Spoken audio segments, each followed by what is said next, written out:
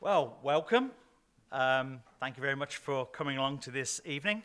Very much, I'm sure Ian might be able to tell us in his part of the presentation, but we're all here today to celebrate 100 years of television as of this day in 1925. Not entirely certain of exactly what time of day based on my own research. But I suspect it could have been in the evening in a darkened room, considering how bright the TV screen is. After the watershed. So as I said, thank you for coming. As you may have noticed, it's a very popular event. It's standing room only, not necessarily fully planned that way, but that's what we've got at the moment. So I hope you're all going to be comfortable for the next hour and a half to 2 hours as we go through a riveting look back at television as it was and as it became. And so, I forgot though, I have not introduced myself. So, my name is Ian Nock. I am the Vice Chair of the IET Media Technical Network, which is the volunteer part of the IET organizational structures that faces off towards different industries and different technical subject areas. And with media, that's at everything that is around the delivery and production, contribution, distribution, consumption of television and materials, video, etc., and even radio. For those people, we'll tell you a little more about that in a moment. So it's not just the IET who's welcoming you here today. We also have the support of the Royal Television Society Technical Centre. I had the last bit because that's a very critical bit. And Kim will introduce herself in a little while. We also have some sponsors for this evening, one of which is very familiar to me because it's actually my own company. This has been an effort to get this to the public on this very specific day. For me, it started 2 years ago when I first became aware of this particular day compared to the more official 100 years point of television, which is the 26th of January 1926 to 2026, because that's the anniversary of the public demonstrations of television that were accomplished in the Royal Institution all that time ago. And of course, I have the normal excuse I make about this, that we're celebrating this one because we're engineering, and we're very much interested when it was done, not when it actually was marketed. We actually also have another sponsor with us as well, Pickle. Is he in here? Yes, he's at the back there, Simon. Simon, who you can actually speak to in the session maybe afterwards, have a look at what his company does, but they offer a unique unhackable immutable data storage solution and services to help you protect, archive, and preserve what matters most.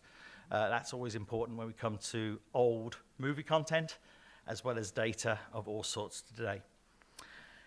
So the agenda for this evening is actually quite a chunky one with quite a number of speakers. We're going to start, as we are now with me, I'm going to run through a quick number of slides to blast you back into 1925.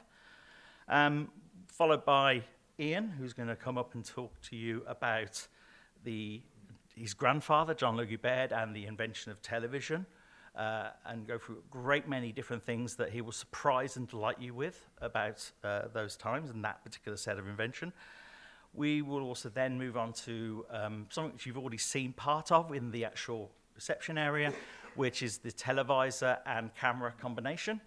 And the students of Strathclyde University who have made that massive reproduction, which demonstrates completely the principles of the original John Logie Baird television with added Bluetooth. Proving you can make Bluetooth into anything. And then a few words from Kim Rowell, who will tell you more about the RTS's perspective on these events of today, and there's a great many more things you'll learn through speaking with the RTS, because they have, in terms of television and media, they have somewhat a deeper, at times, connection with the content. Certainly it's been produced over the last 100 years, and it gives away no secret, though, that I will always tell people quite scary that the IET has had a very deep connection to television, even if the IET doesn't necessarily know it. So let's go quickly into where we were 100 years ago. Now, this is a bit of fun. First thing I'm going to do is some personal connections to television. This is a really interesting photograph from 1953. This is actually showing a watch party, just to prove that there's nothing new in this world. This is what they did during the coronation of Queen Elizabeth II. And the reason I bring this little picture up, because it is my family's first personal connection to television, because that is my grandmother. Notice their finery. I don't quite understand why they're wearing coats in the middle of the summer, but that must be to cover up the slightly shoddier clothes than maybe they really had to show off their wares. But yes, so she was there in a radio rental style store. I don't know if it really was Radio Rentals or Rediffusion or any other number of different rental companies at the time who were trying to make a significant amount of money renting the televisions to people because, of course, everyone knew they went wrong after a couple of weeks and they had to be fixed anyway. So then we've also got the fact that nothing is new in TV either, because this is mobile television from the 1970s. This is my father's idea of exactly what you needed to take camping, and it was mobile. Although not so mobile with the 12-volt car battery attached to it. And then just to make sure we really truly understand, because you may not have noticed it in the other room or in all the pictures of the original John Logie Baird Televisor, is that there is nothing new, and that is that portrait display was the default on the first one. And this is where I get really personal, because I'm about to show you a picture of the standard student's bedroom of the 1990s, because this is my first television. A wonderful beast of a 20-inch television with a whole 6 buttons on it for television channels when there was only 3. I love the accoutrements of the hi-fi unit, the Macklin catalogue and all of the things. The things you don't notice are things, for some reason I had a speak and spell. There you were. I don't know about that one. But the important thing about this television, and this is another little link to Ian and his grandfather, because it was a Baird television. Cost me £20 from a second-hand shop. The thing I still don't quite understand, though, is how I moved it around, because I didn't drive until I was 31 years old, and I moved quite a bit, and I carried that somehow between places. It was not light. So going back into television, past, the key thing to really understand about television is that it didn't just come in overnight and appear. And this is the best quote that's actually said in many respects to everything that was happening around television, and pretty much every book that's related to that area points out, is that television is built on the principle of all the inventions that have gone before it. And this is, if I've seen further, it is because I've been standing on the shoulders of giants. And that is the best way to think about television, both on the run-up to the event on the 2nd of October 1925, and after it, all the way through to now. And I'm sure our BBC R&D friends will tell you a lot more about that aspect as well. And the development of television then is defined by the contribution of many. However, one other area that it is also defined by is patents. Lots of patents. Nothing is actually new. There's always patents. So one of the first most interesting things about television you have to get through, and I'm going to go really quickly through these, is television was, as a word, was first come up with 25 years before an actual television worked. And originally it had 2 accents, because it's a French word in usage. Television. And it was come up with by Konstantin Persky at a International Electricity Congress in Paris on the 24th of August 1900. And the key thing I want to draw a link to here is that Congress eventually became the IEC, the organization you know today, the International Standards Organization. And that was headed by Lord Kelvin as the president, and Lord Kelvin is the only one of the IET presidents to have actually held the IET presidential post 3 times, or as it was back then, the various names would be known under, including the Society of Telegraph Engineers. So this is a definition as well, taken from February 1926, good timing from the perspective of the invention of television, the actual first working TV, is there were magazines that defined the words. And this is a wonderful definition for those people today who think YouTube isn't television, by the way. I would say this is the definition of television. Television of the service, that is. Not necessarily the business of television, which is what a lot of people will talk about. But let's go back in time to the things that were built, that needed to be found out before we could have TV. And this is where we go back to 1817, where someone discovered a little element called selenium, which you'll find out more about in a moment. But the important thing about selenium is it was photovoltaic. It responded with an electrical signal to light being received upon it. Very important if you want to make a camera. We also went into 1839, where we found out some other useful things that became useful for the development of cameras and screens alike, and that is about the electrochemical effects by Edmund Becquerel. And you can see we're starting to move through the times really quickly. And another important thing to understand as well is television is incredibly paired up with a close cousin, fax machines. Pretty much indivisible at the time. But then we got some interesting more things here that, okay, people didn't even know about electromagnetism when they invented the fax machine. Bizarre. But, of course, James Clerk Maxwell discovered, explained, described that in 1864. And then we have another little event that took place a few years later in 1871, which is the founding of this organization, the Institution of Engineering and Technology, under its original name, the Society of Telegraph Engineers.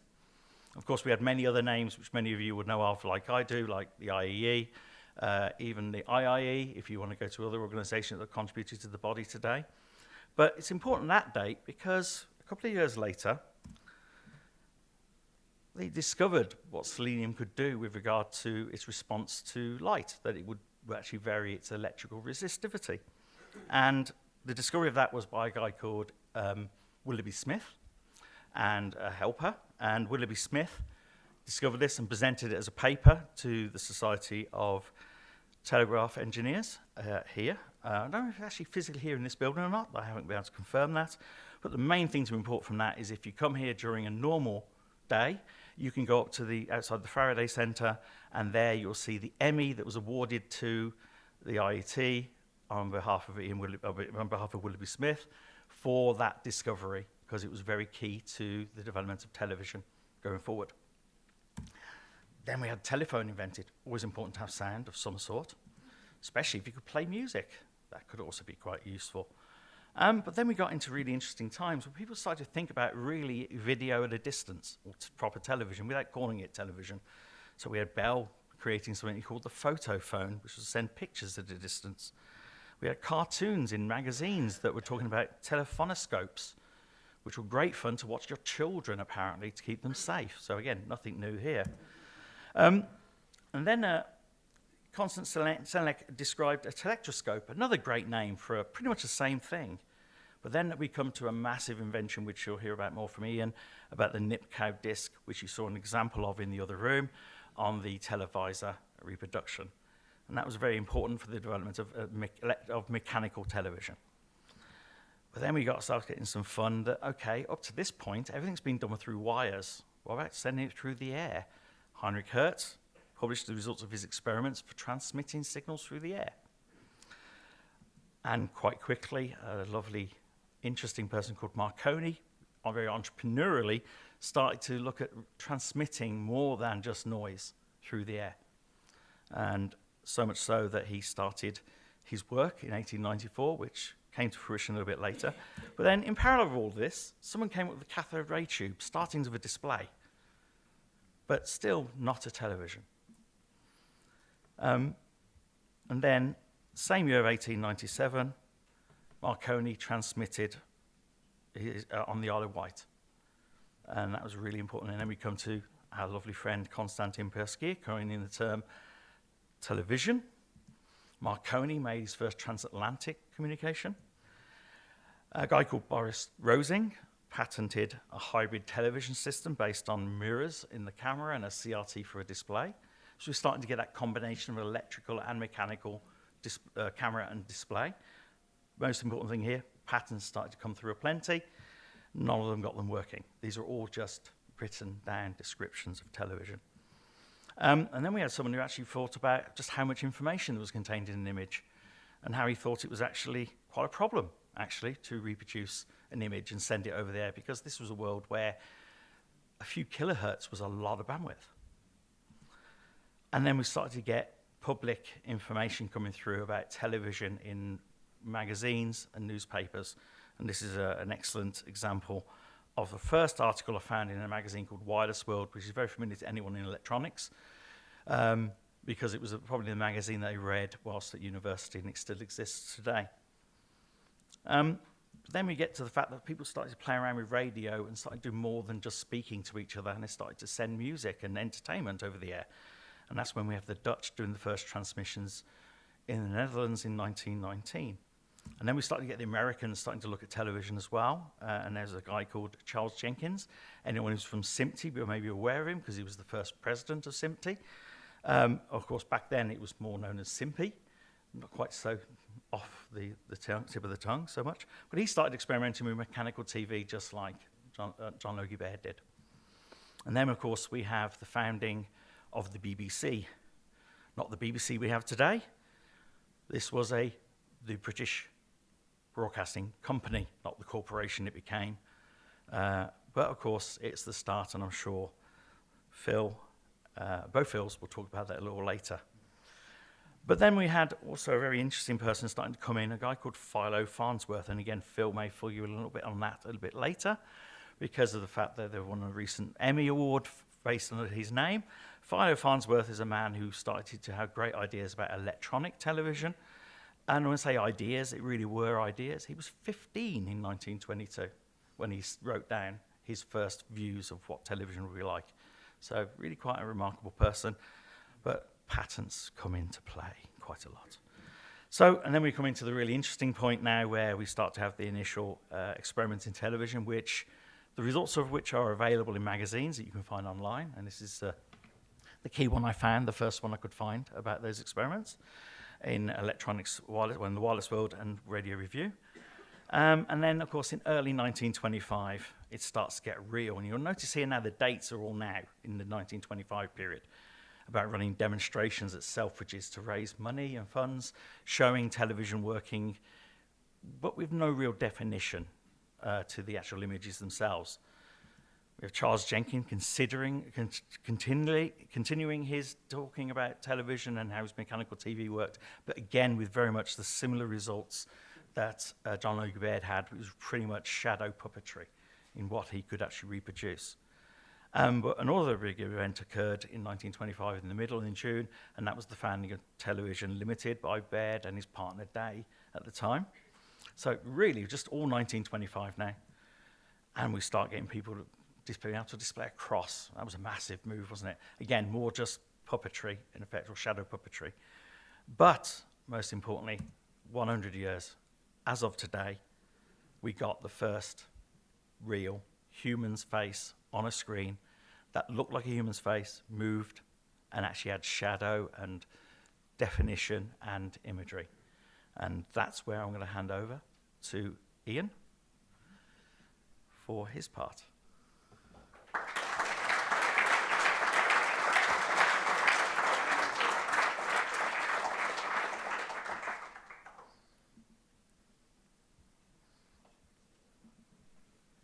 Come and join.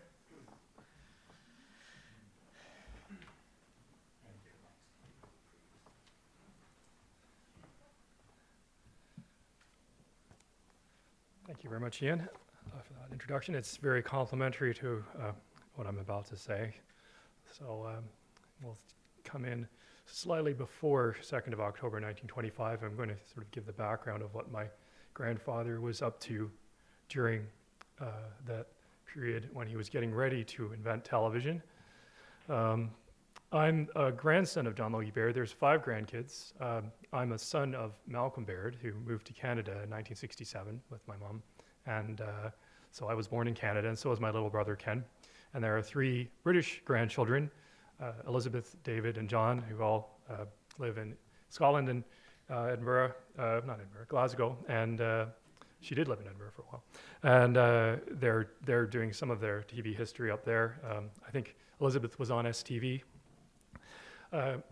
yesterday or today.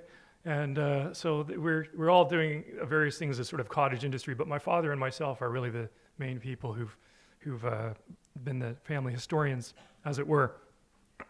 So 100 years, it's difficult to conceive of the idea that it's been 100 years of television because it wasn't a mass medium until 1955. So even for those of us who were around then, around that time, those first 30 years were quite different from the years to follow. My grandfather was there for the first 20 years of television, of course. The idea of television was remembered by his reading, was sort of reinforced by his reading of H.G. Wells, and increasingly he read of the attempts of other engineers, scientists, and inventors to create such a device. And he realized that the true television would enable the viewer to recognize someone and would eventually rival the cinema, hopefully. And his breakthrough 100 years ago today achieved the former. And not just nationally, but globally. And this was for the first time. This always immediately, thank you. This invention immediately, this achievement, I should say, immediately stimulated further innovation, both in terms of technology and in terms of investment. But the world would have to wait about 4 months after the 2nd of October, because my grandfather and his business colleagues realized what they had, and they had to figure out what to do, and also to rebuild the apparatus as best they could, so that it could be demonstrated to a certain amount of quality in terms of the picture and the workmanlike appearance of the apparatus. That word workmanlike came up quite a lot over the years. The story of my grandfather begins in Helensburgh in Scotland. At school, Larchfield in Helensburgh, my grandfather had been president of the photography club, largely on the strength of owning the best camera. He also rigged up a telephone exchange, which is on the right there on the wall, to 4 of his friends, and pioneered or piloted a homemade, I'm wondering what eye to look through because I have my good contact lens in one side and not so good in the other. Piloted a homemade airplane off the roof of the family home, the lodge. There, that should work better. I just have to hold the paper up. In the early 1900s, while still a schoolboy, he built a photocell. He got the idea from a German booklet by Ernst Römer on the selenium cell, which we've just been hearing about. This cell can convert light into electrical impulses. And he bought a stick of selenium and tried to rub it onto a porcelain cylinder, which he had heated on the range in the kitchen. The experiment resulted in burnt fingers and a burnt metal smell, if you've ever left a pot on the stove. But this seems to have been his first experiment relating to television. He spent the years 1906 to 1914 at Glasgow Royal Technical College, which is now the University of Strathclyde, finally achieving his diploma in electrical engineering. Because of frequent absences because of illness, it took him 8 years. The diploma included practical work. He did this at the Argyll Motor Works in Alexandria, Argyll Motor Works in Alexandria, Brash and Russell in Glasgow, and Halley's Industrial Motors at Yoker. He was an enthusiastic contributor to the Royal Technical College magazine, which won him admirers among his student peers. Writing under the pseudonym of H2O, the chemical formula for water, he published 18 stories, articles, and features in the magazine between 1909 and 1914. The photograph on the right shows him in the back row, first on the right, if you haven't been able to recognize him already, with his fellow magazine committee members for the session 1913 to 1914. And in 1914, when he completed his diploma, he was told he could upgrade it to a BSc in 6 months at Glasgow University. His long-suffering family agreed to finance this, and he had several most enjoyable months making the most of student life and not spoiling it by overstudying. This is my Aunt Diana's reminiscence. The war had broken out in 1914. It was supposed to be over by Christmas, and no one took it too seriously. He went to a few recruiting offices to try to join up. It wasn't just one. but medical officers, after a cursory checkup, all stamped his card in big red letters, unfit for any service. He had already taken a civilian job by this time as assistant mains engineer at the Clyde Valley Power Station in Rutherglen. He could scarcely have found more unsuitable work. It consisted in being on call at any hour of the day or night. He had a phone in his lodgings to gather his gang of navvies and trace and repair electrical faults in the grid. He got cold after cold. The job was a dead end, and with no chance of promotion because of the frequent illnesses and absences, he was left with little alternative to launching out in business on his own account. His first invention was an attempt to create artificial diamonds using the output of the power station. He embedded a stick of carbon in a concrete-filled pot and passed an enormous current through it to imitate the force and pressure which creates real diamonds. This caused a blackout.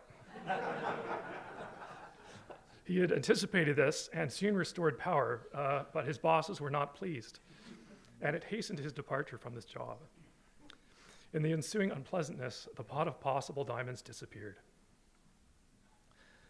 Then his luck improved. An overcoat was his usual outdoor garment, winter and summer. He needed it because he was always cold. His feet were even colder than the rest of him. He had bad circulation. This fact led to his most successful early invention, the Baird undersock, a thin sock sprinkled with borax and worn under ordinary socks. He publicized this by advertising and by asking all his friends and acquaintances to go to the local shops to demand Baird undersocks. And then he advertised with the sandwich board women and eventually a plywood tank, which was carried around, presumably not by women, but maybe, I hope not. Soon he was earning in a week what would have taken a year at the Clyde Valley Power Station, but this was not to last. The inevitable cold necessitated 6 weeks in bed, and when he recovered, the business had collapsed. He concluded that the climate of Scotland was not for him, and with the profits from the undersock, in 1919 traveled to Trinidad on a cargo ship. And that's the photo of the cargo ship. It was hard won, by the way. He took with him samples of haberdashery, safety pins, elastic, calico, etc., but soon found others had been to Trinidad before him and they were fully supplied. Trinidad had sugar plantations and fruit, so why not make jam? He set up a jam factory, and with one or two helpers, operations commenced. The factory was in the open, as you can see, and insects homed in on the mixture, died in the steam, and fell into the pot. This, of course, made it unsaleable. He managed to recoup some 15 pounds on his return to London in 1920 by selling it to a sausage maker. While in Trinidad, his long-term girlfriend, Alice, tired of waiting, had married someone else. Most of the money from the Baird undersock had been spent, and his health, always precarious, had been further undermined by malaria and dysentery. But in London, he actually ran a successful commodities business, and this is often overlooked, which included this sale of cheap soap, which you probably have heard of. But he found that the Baird Speedy Cleaner had competition, Hutchinson's Rapid Washer, and even cheaper soap. My grandfather's health worsened until a doctor told him he must leave London at once if he wanted to survive. So this photo is taken in Hastings in 1923. My grandfather's childhood friend, Meffy, is on the left. And he had lodging in Hastings and invited my grandfather to join him there. It was literally a lifesaver. And this photo shows them on the seafront. My grandfather is well wrapped up, and Meffy is also carrying a coat, which is Alice's. Despite being married, an agreement was worked out with her new husband that she could still see my grandfather. After a few weeks of this care in the clean air of Hastings, my grandfather felt much better. His next few projects were based on his own needs, an attempt to repeat the success of the undersock. First was a glass razor which would never wear out, a piles cure, and a pneumatic shoes to ease walking as he had flat feet. He experimented with all three of these on himself with painful results. On a long walk to Fairlight Glen, a local beauty spot, his thoughts returned to television, and he returned to his lodging with a complete system of television in his head. This would be based on the Nipkow disc, a flat circular disc with a perforated rim which broke light up into dots as it revolved. And as we know, it was invented by Paul Nipkow in 1884. my grandfather had turned down other television ideas at that time. However, he was aware that in 1911 that Campbell Swinton had published his whole plan for electronic television using cathode ray tubes. Campbell Swinton had never tried it out, but he published the idea. And also about this time, a student called Vladimir Zworykin was studying electrical engineering in Russia, supervised by Boris Rosing, another early experimenter in television. And Zworykin was about to emigrate to America, and he did so after the First World War. This photo shows Alice, and this is in Hastings, and it's with the first televisor that was built. And it was basically an effort to send the image from one side of the disc to the other. So it was the same disc showing picture and showing picture being transmitted and received. And in many of the Hastings photos, this apparatus is hidden by blankets or cloths, and so this is quite a rare image to where you can actually see all the parts of the televisor, at least from one angle. So this was, in a way, the original apparatus, although it was only doing shadows with objects from light behind, such as a Maltese cross was one of the early images.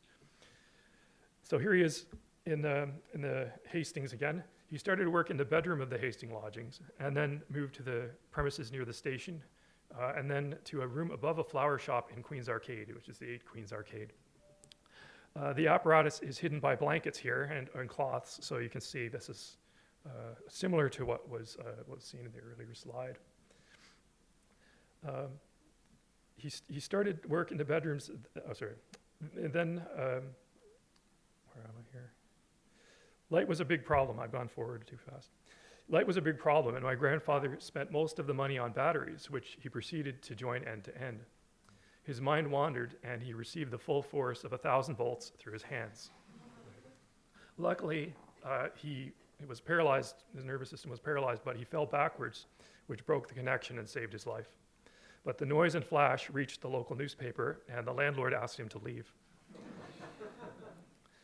So Mr. Day found an attic at 22 Frith Street, Soho, London, and it was there that television would eventually be achieved.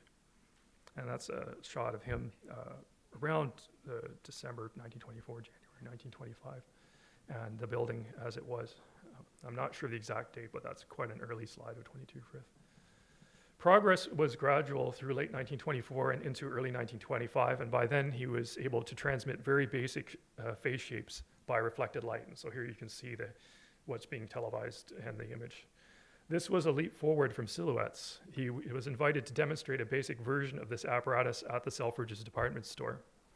He was using sensitive colloidal and thallium sulfide photoelectric cells, as well as selenium, and was also trying to sharpen the video signal with new amplifier circuits.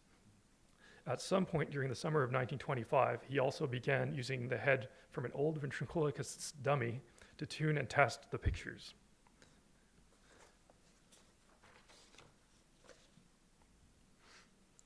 I quote from the memoirs, "Funds were going down.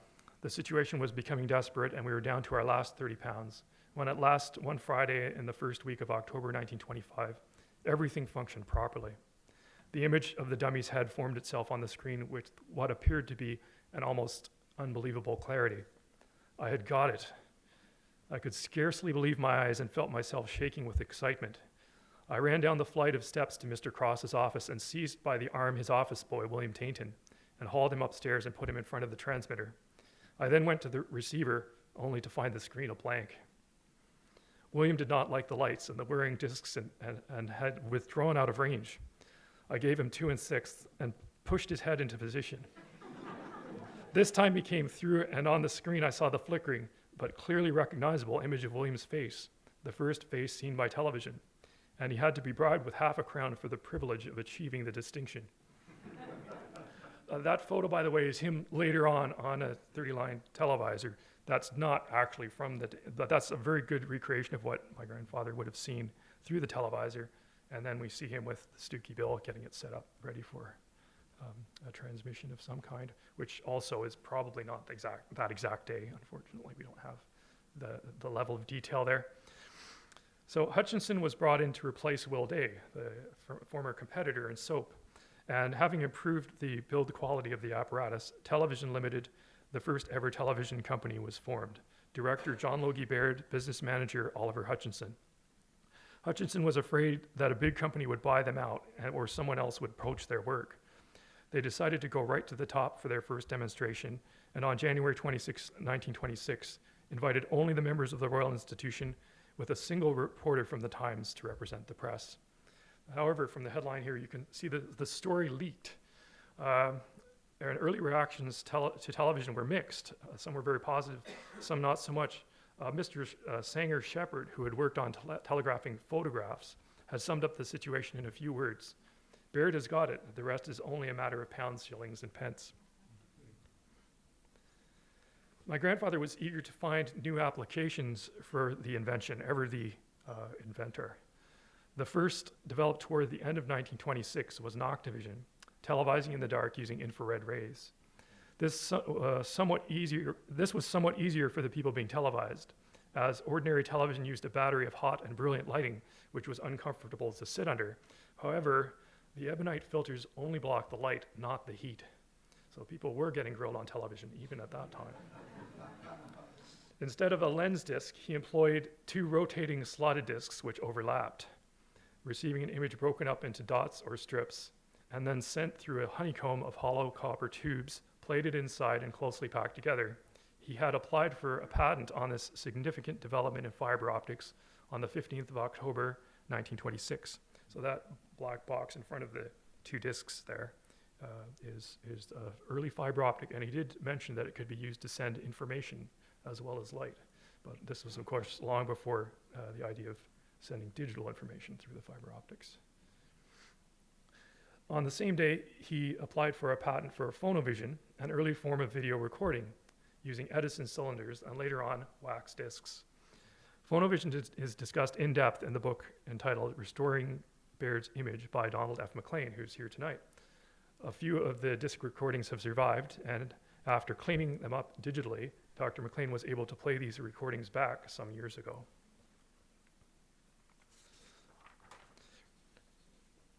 Early television used existing radio transmitters. Oh, sorry, this is the phonovision slide. I missed a slide there. Early television used existing radio transmitters, which meant medium waves, which also meant it could be picked up from Aberdeen to France if one had a lot of patience and the right apparatus. Only 30 lines of resolution were possible, and even then, the quality at the start was relatively poor. Images only becoming more lifelike when the subject moved.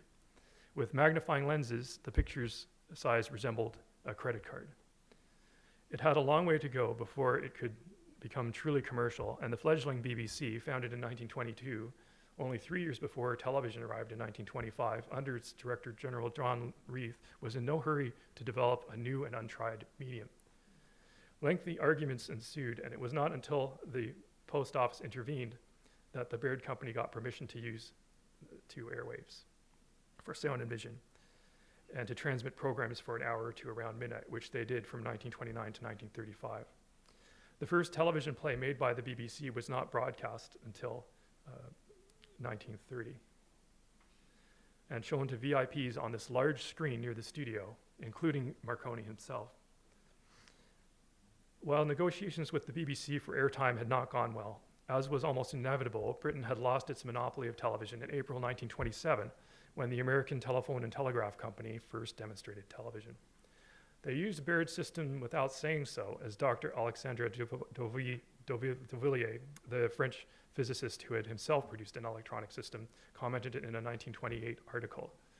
They had sent television images from New York to Washington, a distance of 250 miles. So my grandfather bettered this by sending television an even greater distance from London to Glasgow, and then across the Atlantic to New York. And on the way home, the Baird Company broadcast to the Berengaria in the mid-Atlantic. The subject was Dora Selby, the fiancée of the chief engineer. Next, in 1928, came stereoscopic television, 3D. And this was immediately shelved, but my grandfather would return to this area as the quality of the system improved. And as you can see, it used a principle very similar to photographic stereoscopy. And the set was a modified version of one of their Model B televisors.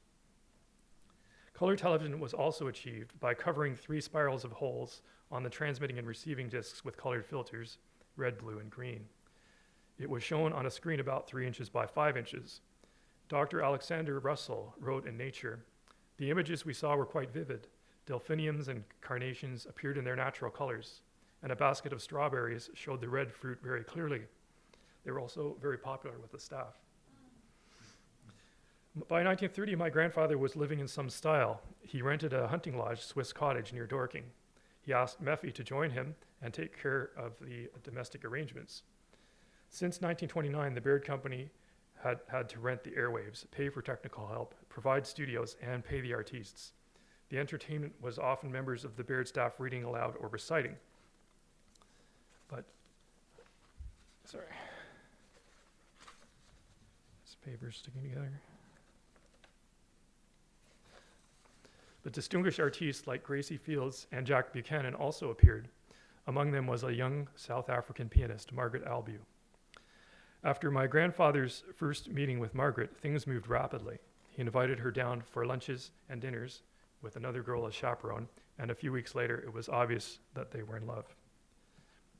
On a business trip to New York in 1931 to visit the American branch of the Baird Company, my grandfather was welcomed by the mayor and actors dressed as Scottish pipers.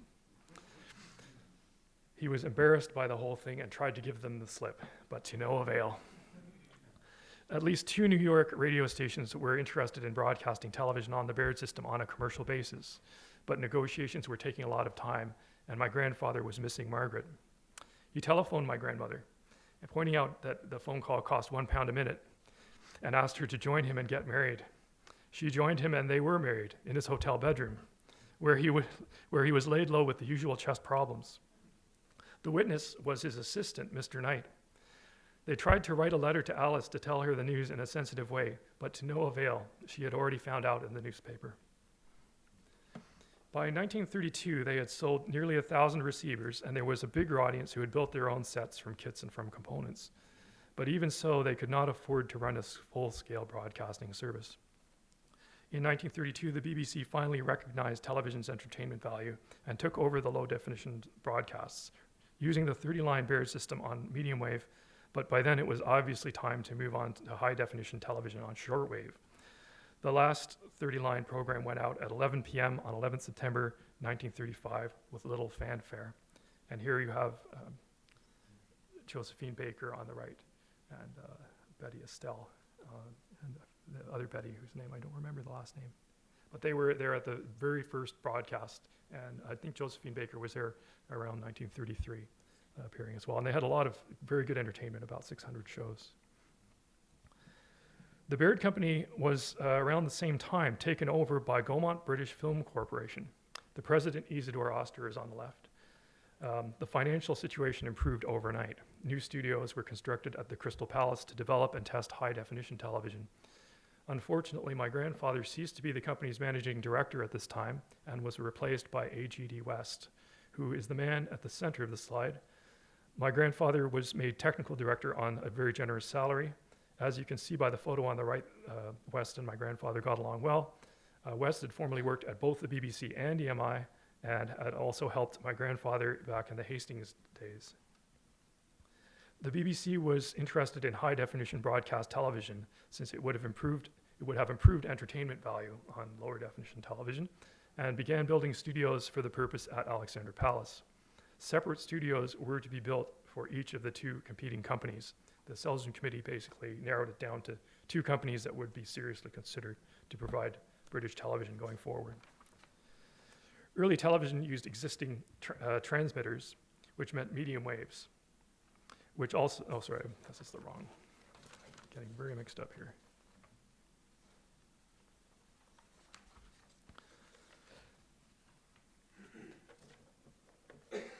Baird's competitor, EMI Marconi, was a big company, part of the RCA conglomerate, and the cathode ray system was the way forward. My grandfather knew this as well as anyone.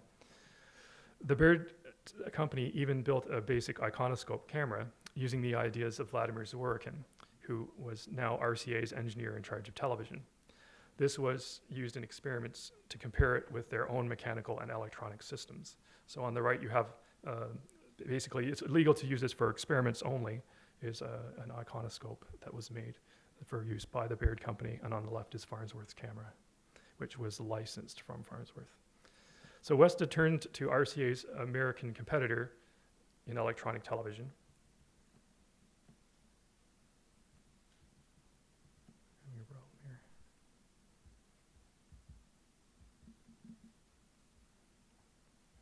There it is. Was to turn to RCA's American competitor in electronic television, Philo Farnsworth, and a license was purchased to use his image detector camera on the commercial basis. As my grandfather's assistant, Paul Reevely, recalled, the Farnsworth camera scanned well, but it was insensitive to light. The Baird engineers tried adding an integral electron multiplier, but this was not enough to solve the problem. Iconoscopes and emitrons had the advantage of charge storage. That is, the light would charge up each picture element in the time between each pass of the electron beam. By contrast, the Farnsworth tube could convert the light image to a corresponding electron image, but then each element of this image was only in front of the aperture where the electrons were collected for a tiny amount of time by comparison. But the Baird company also wanted to stay with mechanical television, as they had numerous patents and had built mechanical television up to a high level of performance. The new Baird systems were composed of 3 technologies: 240-line scanning using a large NIPCOW disc in a vacuum chamber, intermediate film, and the electron camera. Regular BBC high-definition broadcasts started in late 1936. It could only be seen within a 55-mile radius of London, and the program time was limited. In terms of picture quality, there was virtually nothing to choose between the EMI live broadcasts and the Baird live broadcasts. The EMI's Marconi system was also weak on broadcasting film, where the Baird systems excelled due to being film-based, and the image dissector was very good for film scanning. However, for live broadcasts, a significant delay was required to develop intermediate film, usually 45 seconds to a minute, and this also meant the cameras, there's only one camera and it was fixed in one place. The Baird systems were unable to mimic the radio-like production environment that the BBC personnel were accustomed to, and they soon lost the contest to EMI. And in this slide, you have the actress Alma Taylor appearing as the announcement position, and intermediate film is the large slide. And at the bottom, they were televising a boxing match. This is in early 1935. The intermediate film camera is in the windows in the gallery above on the left. When the EMI system was selected, the general feeling was put about that EMI, Marconi, and even the BBC had pioneered television, which was perhaps the most frustrating thing about the outcome for my grandfather. He then devoted his energies to working in his premises in what remained of the Crystal Palace after a disastrous fire, and in his personal laboratory behind the family house in Sydenham. He concentrated on cinema television with Gaumont British and on perfecting an all-electronic scheme of color television. And here you see one of the technologies used for the cinema, which is in 1939. And this was tried out during the war in America as well. It did travel over there. It used extremely bright cathode ray tubes and extremely large lenses to project 405-line TV.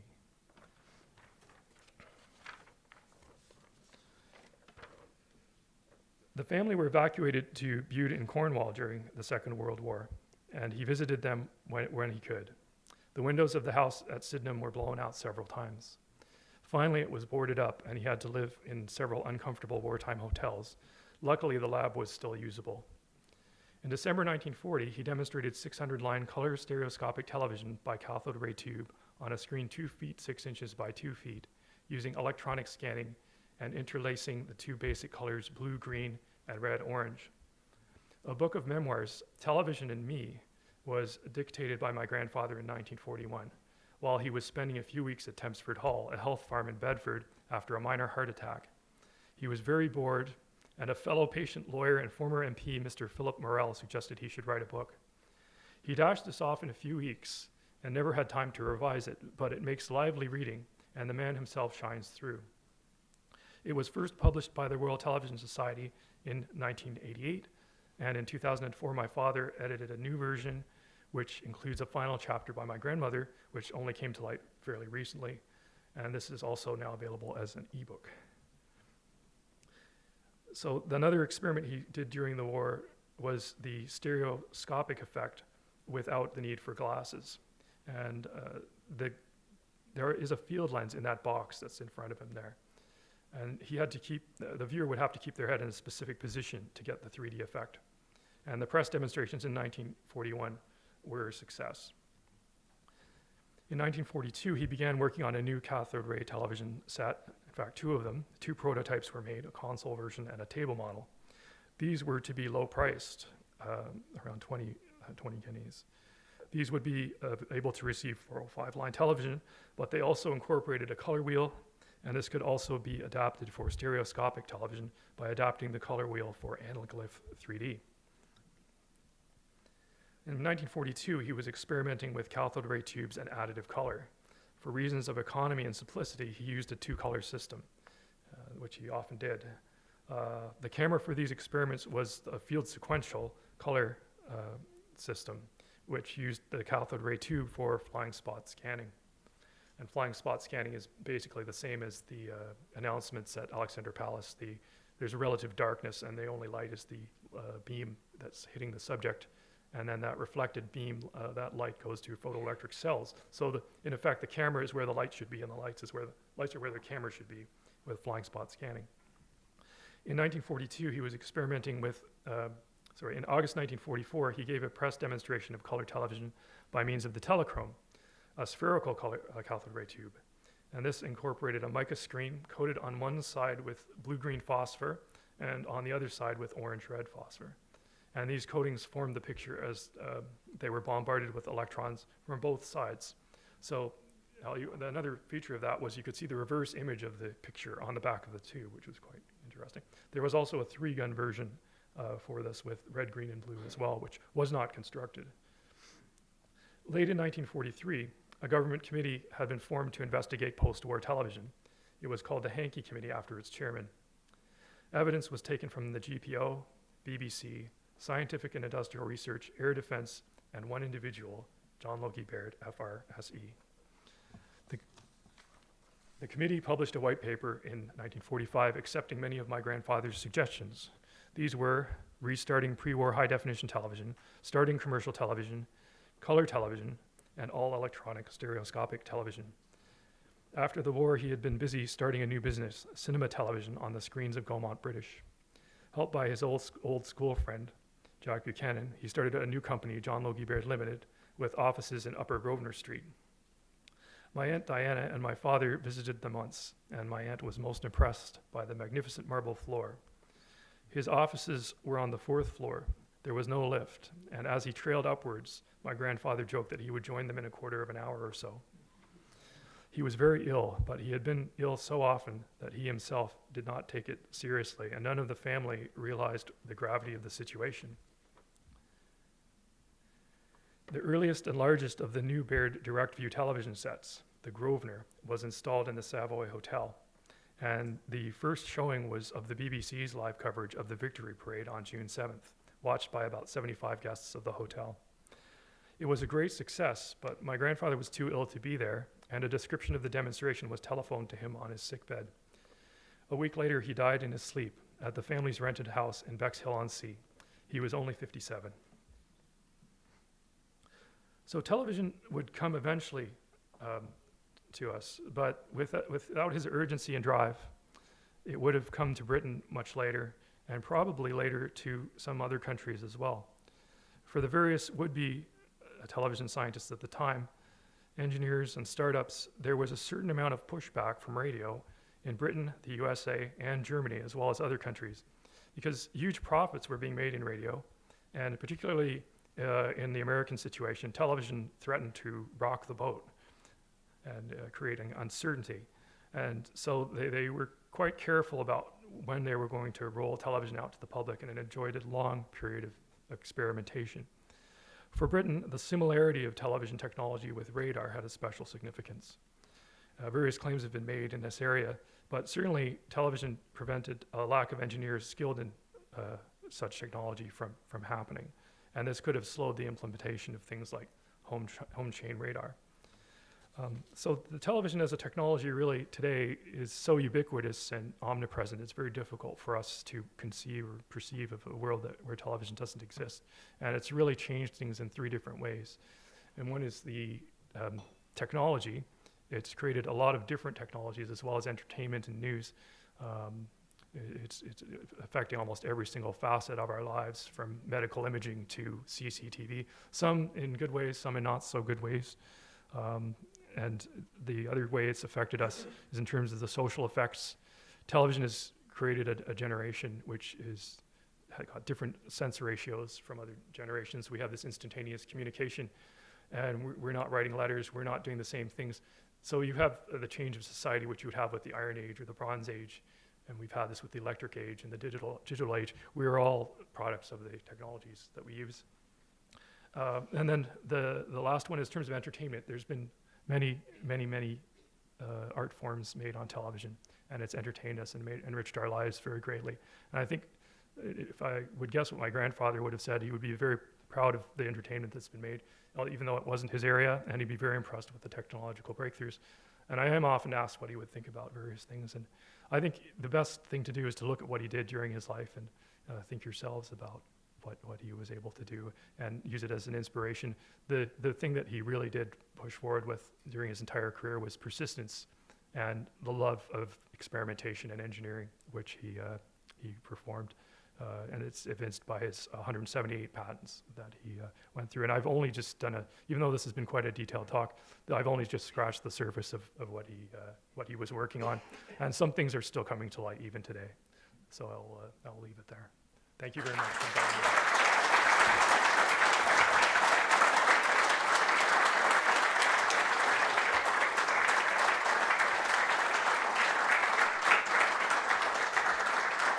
Thank you very much, Ian. That was a wonderful talk. I take from that several things. Firstly, that William Taynton is the name of the first video influencer. Second thing, broadcast delay is always present. And now I think we can say that television has had a massive impact on all our lives, and I don't think we understand or grasp just how much it has, with the fact that, to be honest, 4.5 hours on average per day is what we consume. And that's there's only sleep, work above that. In fact, we probably watch television more than we talk to our own families. So next up, I would like to introduce you to the people who I refer to as the students of Strathclyde. But let me bring them up. I'll just get their presentation up.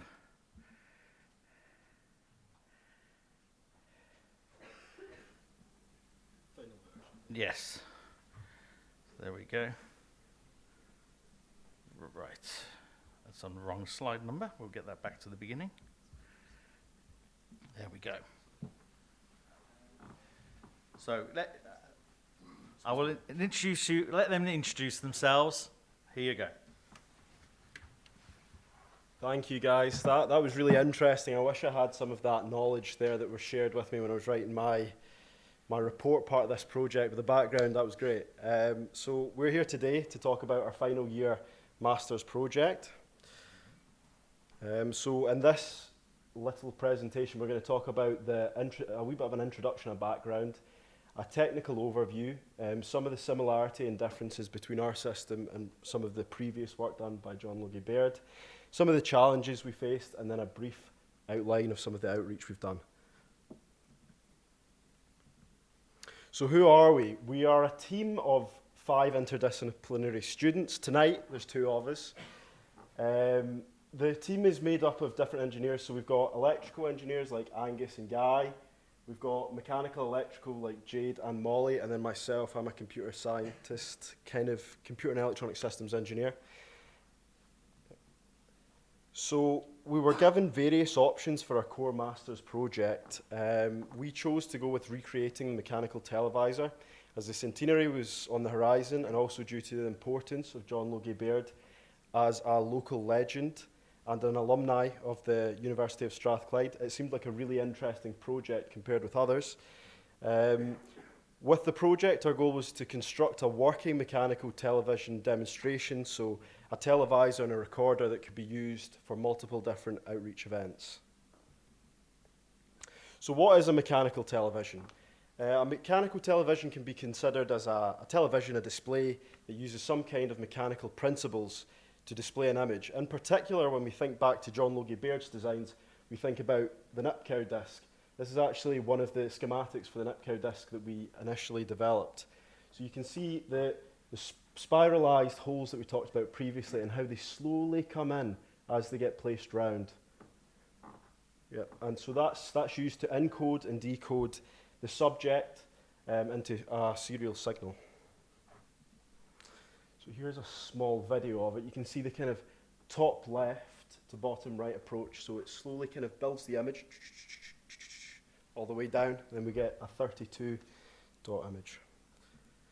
And this is what happens in the recorder. So we can see that the light scans across in a similar kind of pattern, illuminating specific points, which we then pick up in our light sensor and turn into a serial signal. I'm going to pass over to, well, a wee quick aside. So, I mean, you probably shouldn't compare them. They're very, very different. So, but we can. So, £350 for a nice new Samsung. Or you could get this beautiful bit of kit, 200, 10 hertz, 50 hertz. Yeah, not great. Resolution, we're not going to talk about that. But don't expect it to replace your productivity screens, we'll put it that way. Now we're going to go through a bit more of a technical overview. I'll kind of try to keep it brief. I'll introduce the overall block diagram and then go through how each main section of our TV works. So in terms of the physical units, there's a recorder, which is the camera. There is the display, where you view the image. As said earlier, the recorder sends out the scanning light, the flying spot, which is then reflected off the subject, converted by the recorder into an analog video signal, sent across to the display, and then turned back from an electrical signal into light to be displayed. And then there's a way of synchronizing the recorder and the display so that both disks are turning at the same phase and speed. At a lower level, broken down a bit further in this diagram, we've got dashed lines representing path of light in the system. We've got orange, which is showing the video system, and then blue, which is showing the sync system. So at the recorder, the light shone through the disk. As previously discussed, and then sent across, converted back into light. And then there's the shared signal to synchronize both Nipkoff disks. So going through the sort of similarities and differences between our version and the more historical versions. In terms of Nipkoff disks, they are quite similar. So for the 1926 Televisor, there was a metal disc with 30 circular holes. And in R1, we've used a very similar disc, which is just made of paper with 32 holes, precisely poked by hand into by us. And there's a couple of additional holes to facilitate the sync system, measure the position of the disc as it rotates. For the motor and synchronization, early demonstrations used either just a mechanical linkage between the recorder and the display. Then there was a connection with synchronous motors, but you can't really do that for a broadcast. So commercial televisors used a primary universal motor, which would be adjusted with a rheostat to get it mostly synchronized. And then there would be a Baird gear, which would use electromagnets to pull on a cog in order to synchronize the disk with the synchronizing signal. And in our version, we're using a small DC motor to drive each disk. And each motor has its own feedback loop, which has a phase frequency detector, a PI controller, a PWM driver, and an optocoupler.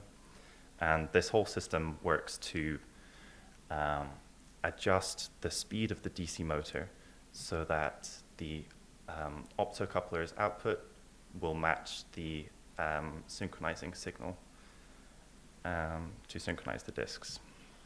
So quite a bit more complicated than Baird's system, with the use of integrated circuits, which absolutely were not available at the time for Baird. And but we also have a manual speed adjustment, sort of similar to Baird's system, to get it initially lined up, and then you engage the feedback loop to lock the disks. For successfully recording an image, you really need a very bright light source, which was very uncomfortable, as explained earlier, for early test subjects. And eventually arc lights were used for mechanical broadcasting, which used a lot of power. Our system just uses a battery-powered torch, which is much smaller, doesn't use as much power, but I guess the difference in size is that our system can only record a Lego minifigure, whereas they were recording people, so there is a bit of a difference there. For light sensors, Baird's recorder used photoelectric cells using either selenium or thallium sulfide. And these would have needed vacuum tube amplifiers to produce a usable video output. Our system, in comparison, uses wide-range photodiodes as light sensors, and these use high-bandwidth transimpedance amplifiers and op-amps, and so we're able to operate our system over lower voltages than the hundreds of volts needed for a vacuum tube amplifier and sensor. Because of limited sensitivity, we've got 4 photodiode sensors, sort of around the aperture of the recorder, facing the recording subject, and then the recording subject, in this case, a little sort of Pac-Man style ghost, fits on the end, kind of like a lens cap. And we need a black and white subject, usually, because the sensitivity is not very good. So we need a high contrast image. For converting the analog signal back into light, Baird used neon tubes with flat electrodes, but we're very fortunate to have LEDs in this day and age, so we used a 4x4 grid of white LEDs, driven by op-amps instead of vacuum tubes again. An additional aspect of the project was converting digital media to be displayed on the mechanical television. And so for this, Lewis used a Raspberry Pi single board computer, and you can control it over Wi-Fi using a wireless access point. And so from your smartphone, a user can display existing images, existing videos, and you can take a picture, a selfie, and put it on the mechanical TV and see if you can recognize yourself, which can be a bit of a challenge. And back to you. Okay. So there was a lot of challenges during this project, but I'm not going to take your whole night away from you, so I'm just going to dot over a couple. So an issue I struggled with quite a bit, was a couple of nights I didn't sleep much, was synchronizing the image and the sync signals sent from a kind of modern converter unit.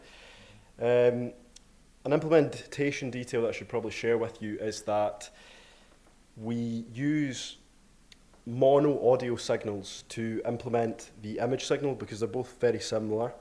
They're high definition serial signals, so we use a lot of the same hardware, but that also means that we ran into a lot of the issues with like Linux audio drivers and managers and libraries. But we eventually managed to get through it by using a 2-thread solution where we initialize the audio, send the audio, and then our sync signal waits for it to be sent out, properly initialized, and then it goes. Another issue we had was disks, disk weight in particular. So that was the initial disk that we made. We made that pretty early in the project, didn't we? We kind of went, we'll get all the mechanical side done, we'll order all the parts. We ordered this. This was a steel disc. It was a prototype. It was quite thin. We thought it would work. Way too heavy. So myself and Angus ended up going down to an art shop and just picking up whatever we could find, whatever would be cheap. because that did take up a quarter of the budget we had for the project.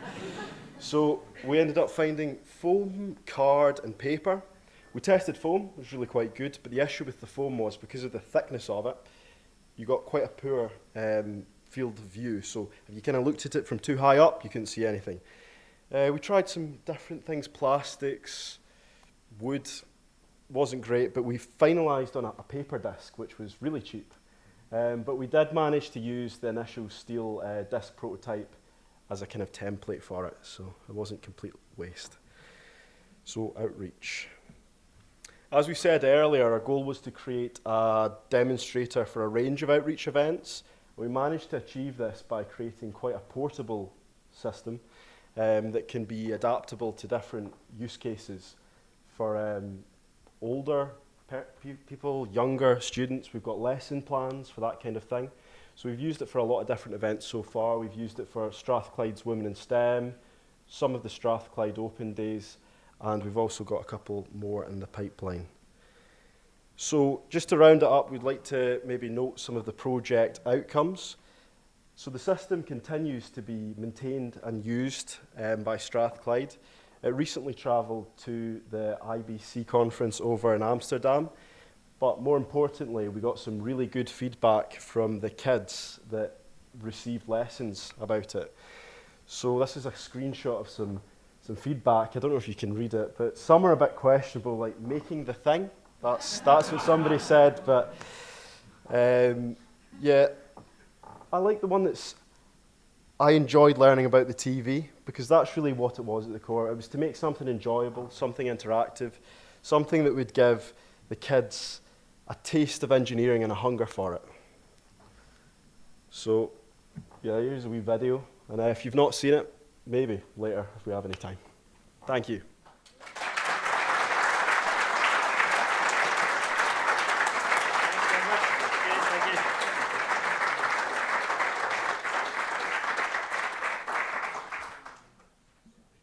So now I'd like to introduce Kim Rowell, who is the chair of the Royal Television Society's Technical Centre, for a few words. Let's just get this a little bit more pleasant on screen. There we go. All the stuff out of the way, all the engineering stuff. Thank you.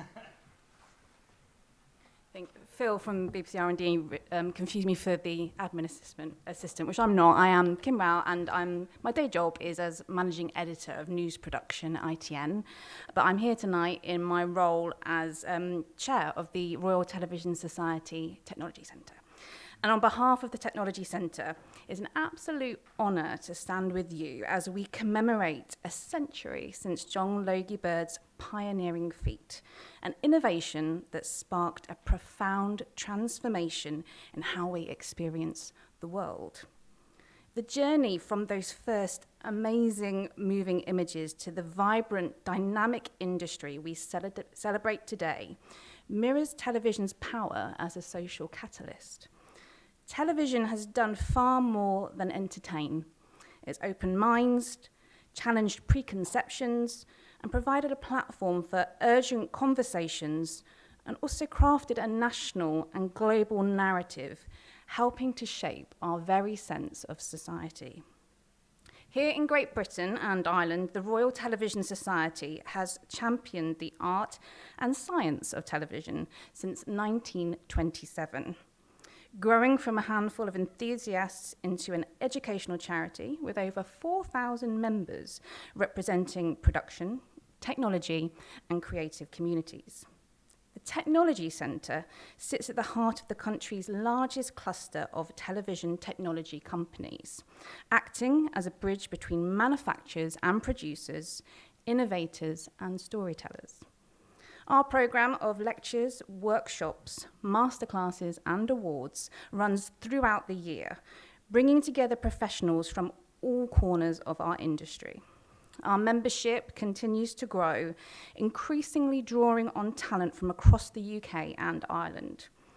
We focus on knowledge sharing, providing those at all levels with opportunities to advance their careers and deepen their understanding of the rapidly evolving media and entertainment technologies.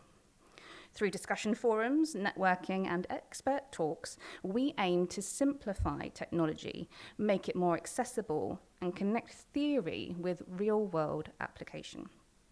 At our core, our mission is simple but profound: inspire, educate, and entertain.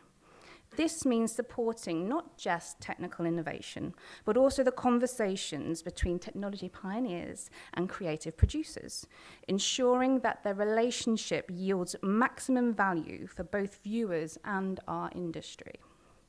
Tonight's celebration is a testament to 100 years of progress.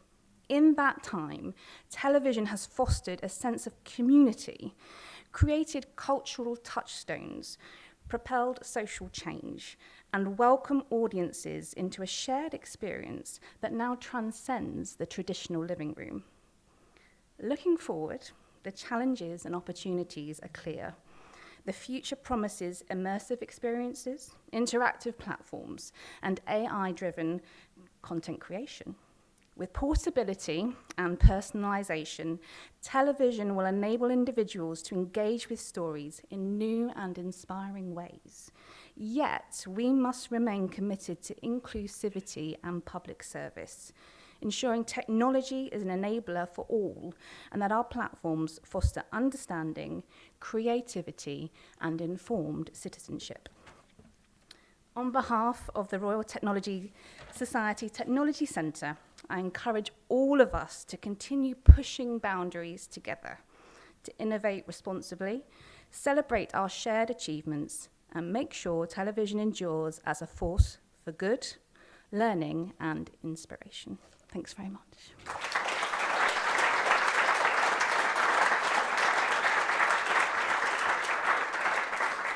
Thank you very much for that, Kim. Next, we have the party who are keeping us from our beds or our bars, depending which goes next. I would like to welcome whichever Phil is going first. Right, so it's Phil. Come on up, and we'll get you going on your presentation.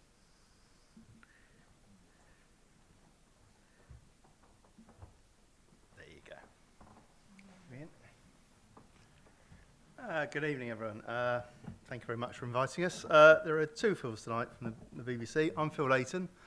My job is I'm Head of Applied Research in BBC R&D for Media.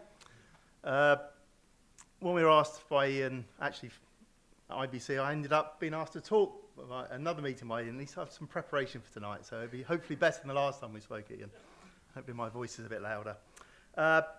We asked to talk about the contribution of BBC R&D over this period, and R&D's made such a massive contribution to the industry. It'd be very difficult for anyone to sit here, and for me, I've been in R&D and sort of constituent departments entering my 43rd year, I think, to try and do justice to the history of R&D. So I think the idea is, we'll give you some of our personal perspectives on the work that we've done, on the context, the story about change. And the only thing I think we've seen in our careers is change is constant. So I'm going to sort of whiz through a few examples of work that we've both been responsible for or accountable for over various years.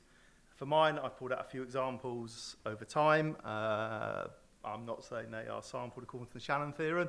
There are going to be lots of A-listing because I've just gone through what I can find.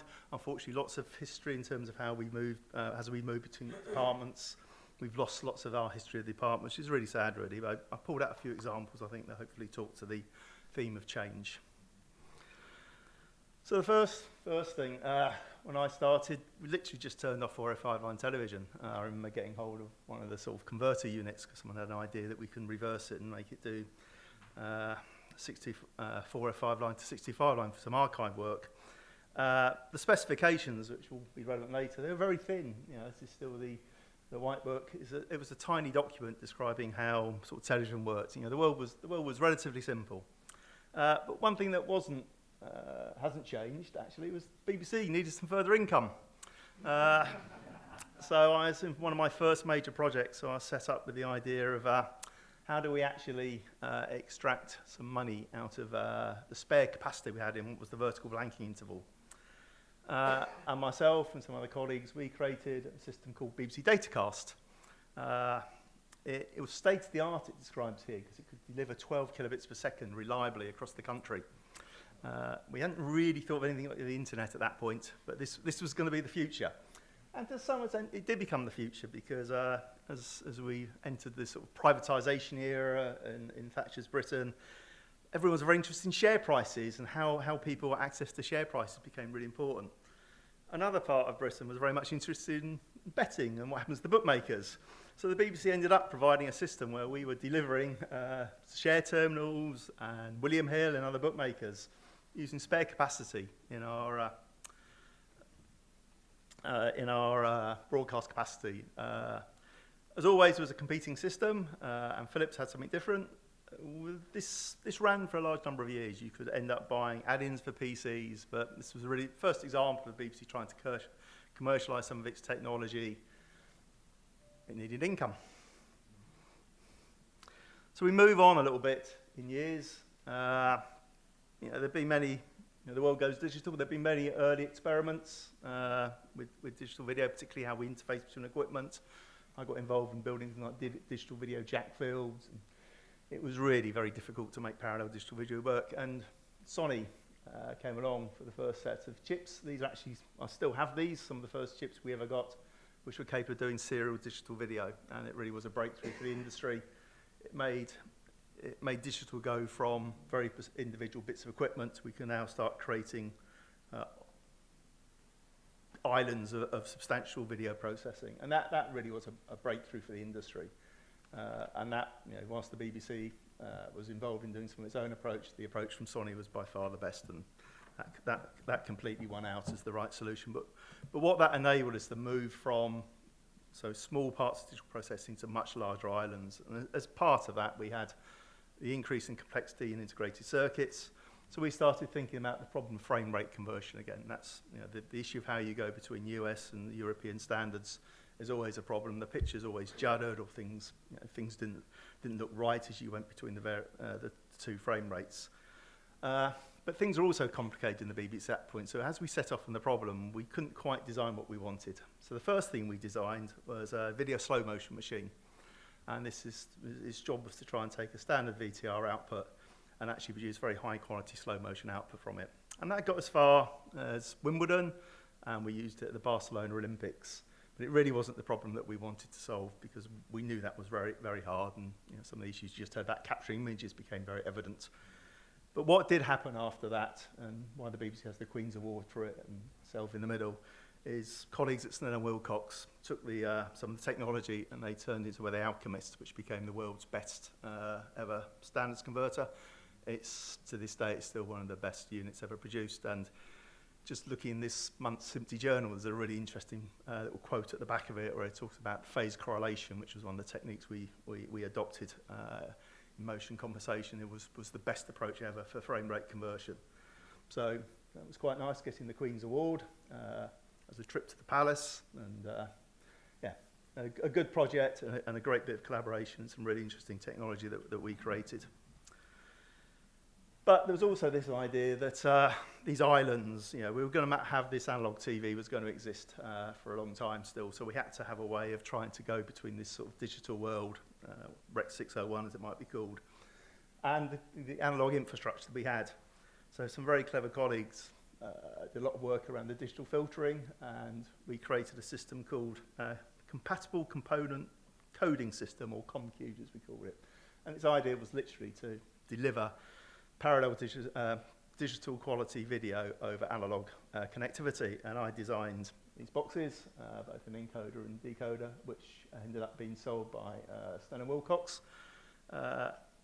Really interesting technology from a digital processing learning viewpoint. It was brilliant. And it also had to be built to withstand BBC OBs, which these units did actually. They only bent the ears a few times.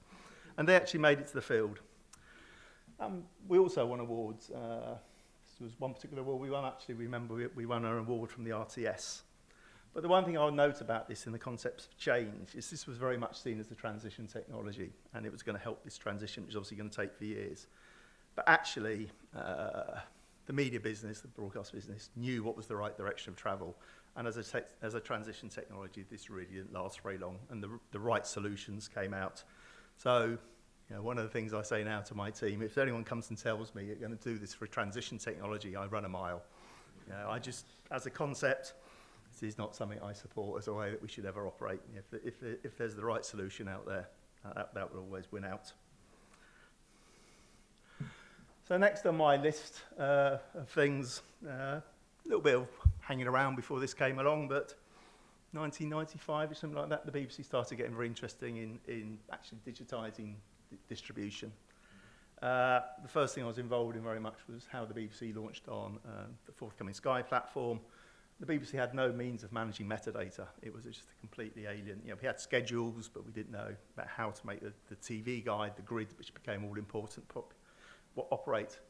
So I suddenly found myself with a sort of new project, doing things I've never done before, designing databases, writing GUIs, basically designing the BBC and EPG system, which for many years drove the BBC's EPG data. We enhanced it over many years. We used it to build lots of new features that ended up how the BBC drove PVRs. But that was just, that was a transition technology, but that one was a bit more successful because there was no such thing in the BBC at the moment. We had no idea of the metadata needed. We also got involved in how we actually deliver a digital terrestrial system. Obviously, colleagues of mine helped with the DVB-T standard. A lot of my work was around the integration of the systems around that to enable the EPG data to reach the viewers. This is one of the early specifications for a piece of equipment called the SIPSI, which still lives on in new forms in the DTT network today. I, in the end, was very lucky. I got to the point where I was allowed to turn on the 7-day EPG for DTT at Crystal Palace, thanks to colleagues at Crown Castle, with all the work that we've done trying to bring together a DTT grid for the EPG. There's a document appeared at the time, Digital Terrestrial Television Requirements for Interoperability. This is still one of the most critical documents. The DTG is about to publish version 12.11. So this whole idea of how reception and distribution and what the broadcaster does, how we actually ensure that when you go and buy a television it can work and all these advanced features are interoperable. So this is still a critical part of what we do around DTT now with the DTG. And as part of that, I helped create Freeview, FreeSat, Freeview HD, which was yet another go at doing HD. More recently, with colleagues in this room, Freeview Play, and then we just helped complete Freely. So this is a piece of trying to actually keep the distribution aligned with the rise of other vertical platforms and try and make sure that horizontal market viewers or license fee payers get the very best service they can without needing a subscription service. Next, a little bit of diversion. We've always been the BBC's picture quality experts. The understanding of scanning, how images are created has always been held in BBC R&D. One of the things that we were very interested in back in 2014 was this sort of forthcoming UHD standard, and that was just more resolution at the time. So in 2014, we ran an experiment. I managed to spend quite a lot of money getting access to the Brazil World Cup, and we had 3 games that we had access to. And with the help of Arkiva, I borrowed 3 DTT transmitters around the country, and with the help of our colleagues at BT Research, we also did some experiments around streaming of UHD video. So this accumulated in an event at the top of BT Tower for the World Cup final.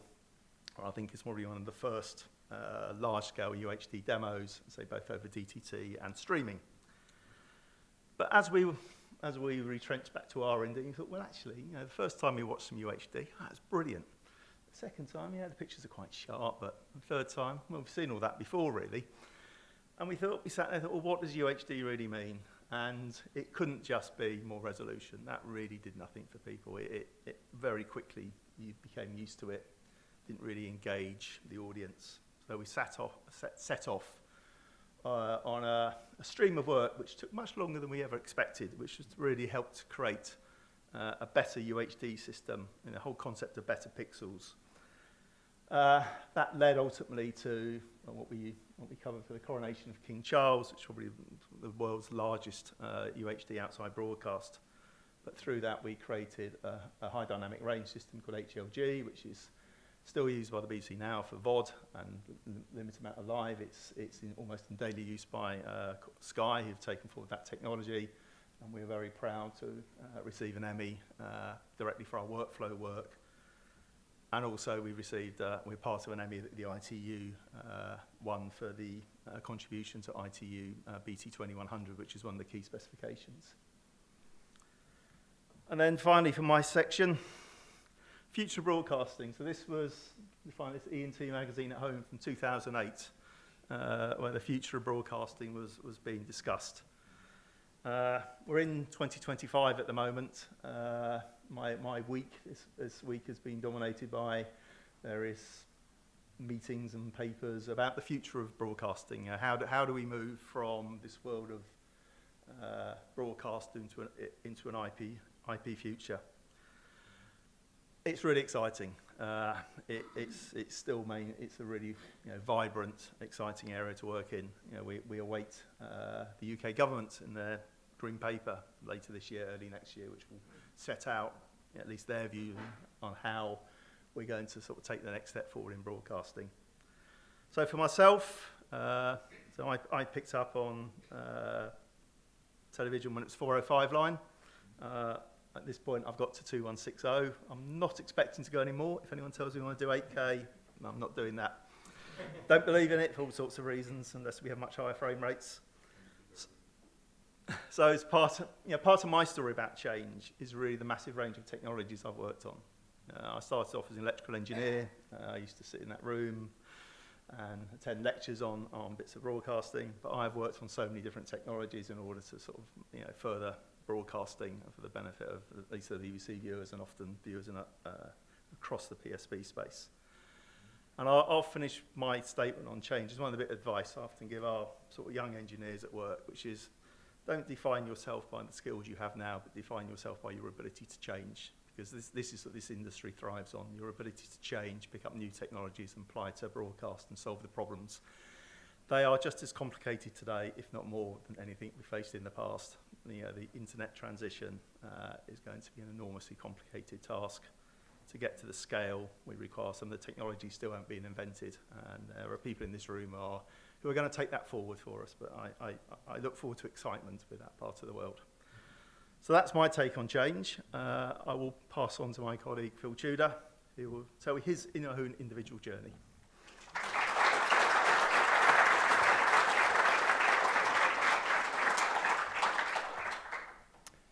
Hi everyone, I'm Phil Tudor, another head of applied research at R&D in the area of kind of foundational technology and infrastructure. And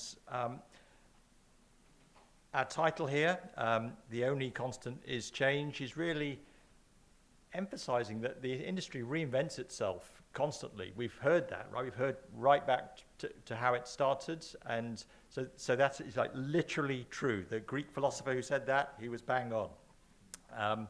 And what's also been fantastic is, and I'm going to talk about the specifics of this, is actually as an industry, there's a tremendous tradition of working together and achieving kind of identifying a common vision. Where should we go next? And then actually rolling our sleeves up and working together as the broadcasters, the users of technology, if you like, and the supplier base. And I think that's really, really important about this industry. I called out Moore's Law because for the journey I'm going to talk about, what's really the constant is Moore's Law. Just the capability, the processors, the network speeds, the fundamental technology, always rising. And that is just creating new options to constantly innovate and kind of build. And we stand on the shoulders of giants, of course we do, but we have capabilities that they didn't have, and it's how we how we apply that. That's the key thing. And then from an R&D perspective, and I think we can all do this, I think the key to kind of being relevant and helping is just keep looking ahead. Just look to see what's coming. Have that radar turned on. And when you see the kind of the water rising, you can sort of predict where it's going to go, and then start early on thinking about what will that mean for our business, and perhaps think of that future vision and get people working on it early. So, and crucially, connect with other people, work together on it. And I'm going to give an example of, my path through that, but there's been hundreds or thousands of people in the industry with this kind of path. And the way I like to summarize it internally is, by doing all of that, you can actually take the surprise out of disruption, because it's Moore's law. It's not new news. We know it's coming, and you can kind of anticipate what's going to be next. So, a personal perspective, and when I got started in all of this, which is basically back in 1990, so it's going to be a path through that 35 years, and really it's, when I thought about this, you can kind of link one thing to the next, because that was state of the art at that time, and it was perhaps an industry-wide initiative, but then Moore's law, something happens, and now something new can be done, and it never stands still. You go to the next step. And I'll be really quick here, but my journey started back in the day. This is the early 90s of MPEG standardization, and that was when kind of global scale digital media, was it hybrid DCT, motion compensated bitrate reduction, all of that stuff. It had been done before, but it was now becoming a consumer viable technology. This was the era of things like the Philips CDI players and all of that, MPEG 1, MPEG 2. And I remember being in this very building in 1995 for an IE, at that stage, colloquium on MPEG 2, what is it not? Perhaps some of you were there, I don't know. But that was kind of the start of something, and I remember internally kind of, loads of work that had been done. I think Europe was going to have a system called Mac. There was going to be a thing called HD Mac, and then suddenly there was this like new kid on the block, digital video, and things changed, and now we were heading down that track. And as my colleague Phil has described, all of that led to digital television, of course, digital broadcast, and the creation of the systems layer, the MPEG transport streams, which are serving us all very well to this day. Where I went to, this is my really first opportunity to work with colleagues across the industry. Once you got these global codecs, and there were a few different codecs, we started to think about actually how do we sort of rationalize file formats to put all of these codecs in. And SMPTE had done some great work, and this was my first experience of a kind of purpose-built trade association being set up to pioneer this new area. It's actually great to see my old friend John Ive from Sony in those days, who was also one of the leading lights in the ProMPEG forum, but that's something that my colleague Nick Wells chaired, and many vendors and users were part of that, and it helped flesh out some of the sort of foresight work that the SMPTE had done on the sort of harmonized exchange of bit streams. And that led to things like the MXF file format, media exchange format, which is kind of ubiquitous across the industry today, across digital cinema, camera systems, playout servers, but it sort of started back in those days. So this is the early 2000s. And it also stood on the kind of shoulders of other things. There was from the world of nonlinear editors, there were data models, there was the OMF file format, there was the AAF file format, and bits of that could be picked over and put into this new thing. That little Emmy Award coloured star above that, just dropping a few things where R&D has been part of inventions that have been recognised through Emmys, and we had some great news on that in the last month or so as well, which I'll mention. And then that moved on to the new concept of, or in that space, of application profiles. So we've got these incredibly flexible formats that the whole industry have helped develop, but the kind of interoperability question of how do you plug like widget 1 into widget 2 that's trying to use a particular part of that format. And all sorts of different flavors started to get documented. And this is sort of, I suppose, a sign of the industry maturing and just really making interoperability work well. Next thing on my journey here, AV on COTS IT. That's a significant moment, and that's Moore's law. And there was a certain point when, if you like, the necessity for, bespoke hardware, custom chips, all of that started to now become the minority. And actually, the power of general purpose computing with special software and maybe some accelerator cards and all that kind of thing could start to process media at various scales. And that led to tapeless production, and there were innovation across the whole supply chain, sort of initially kind of optical acquisition, disc recorders, then memory card, RAM-based recorders. Of course, we were all used to digital editing systems those days, and playout servers. Everything had become digital. But there's one interesting thing that particularly, it's just the same across the world, but in the UK, the last bit of production that wasn't tapeless and digital was actually the delivery. Solid state acquisition, edit, then recorded onto a HDCAM SR tape for delivery, and then delivered and digitized back into a server. And an interesting, actually I've missed one thing. I'm going to say the file-based archive. I want to do it left to right. I'll get back to that interesting story in a sec. The file-based archive, that was, and this was happening across the world, but in the BBC, really once we'd got the kind of commodity off-the-shelf compute that could handle uncompressed video, it meant that in our archive, our preservation activities, which had always been anticipating the obsolescence of a video format and then copying thousands of tapes from the old format to a new format, we were able to break that cycle. And for the first time, we were able to take the old format, just take the data off it, in this case as an uncompressed MXF file, and then you could separate the data layer from the data tape layer and store that as data tape. So that was a particular innovation that is the basis of the BBC archive today. But pick up my story about file-based delivery.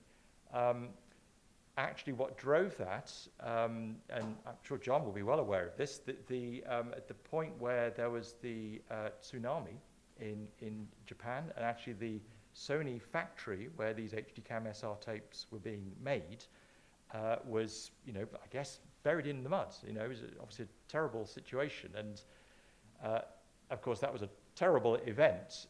It was also created a kind of supply chain problem, right, for people using those tapes, and that actually precipitated in the UK an activity to fix this missing digital link, and we were able to take the work from BBC, working with the DPP that was established more or less for this purpose in the UK, was able to kind of write a profile of MXF to deliver finished programs for the UK.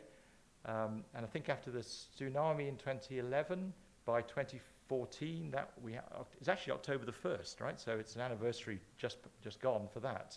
That was the UK File Delivery Day, and that was when all UK broadcasters started having their finished programs delivered to them by the production companies in this MXF file format, and that's the same to this point. The next thing, IP Studio. This is looking at what's happening on Ethernet speeds, which, back in the day, kilobits, did someone say? But megabits, gigabits, terabits, right? These roadmaps are absolutely incredible, and they're sort of, miniaturization of optoelectronics, absolutely incredible. And we could see that the days of a bespoke broadcast interconnect for digital audio, digital video, splendid as Phil says the SDI system had been, you've now got a much greater capacity, and we did some pioneering in that area. We did demonstrations at BBC. We helped, but the key point is we helped put together with others and other trade associations the kind of coalition of the willing, who wanted to make that happen. And the key point was get the vision clear and understand, if you like, what people don't need to compete on and can just be the same. And this, when this works well, it's very much a kind of cooperative effort by buyers of technology who are kind of showing a bit of activism to try and design the ecosystem they're consuming. And I would say far-sighted suppliers who can see that if they can make things more efficient, eliminate cost, and so they can compete on, you know, where they are particularly adding the value, that's a better system. Another Emmy came in on that to a group we were part of for what became SD 2110, which is a SMPTE standard. But actually this, I mean, I'm running out of time, I guess, but that's interesting because that SMPTE standard comes after several earlier industry efforts to have a common vision, prototype some ideas, a trade association works up the first spec, it's implemented, there's a bit of learning, and so the kind of finished, polished standard is the result of a lot of collective work across many different companies. The next one I highlighted here, multiple version file packages, and in particular I'm thinking of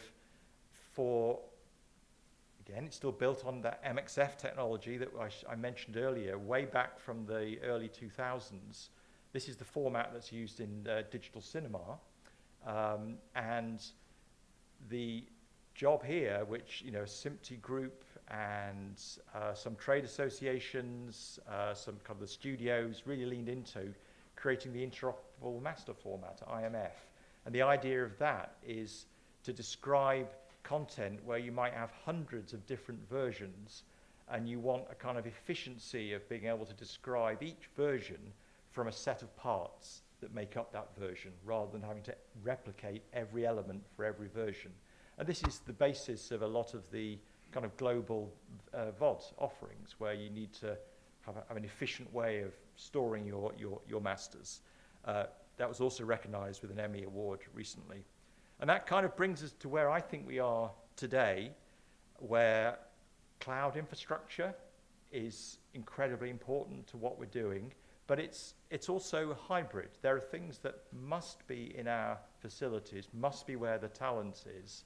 And I would say that these kind of cloud computing approaches are kind of defining how infrastructure is wherever it needs to be. And that's sort of where we are right now, hence I've marked it as today.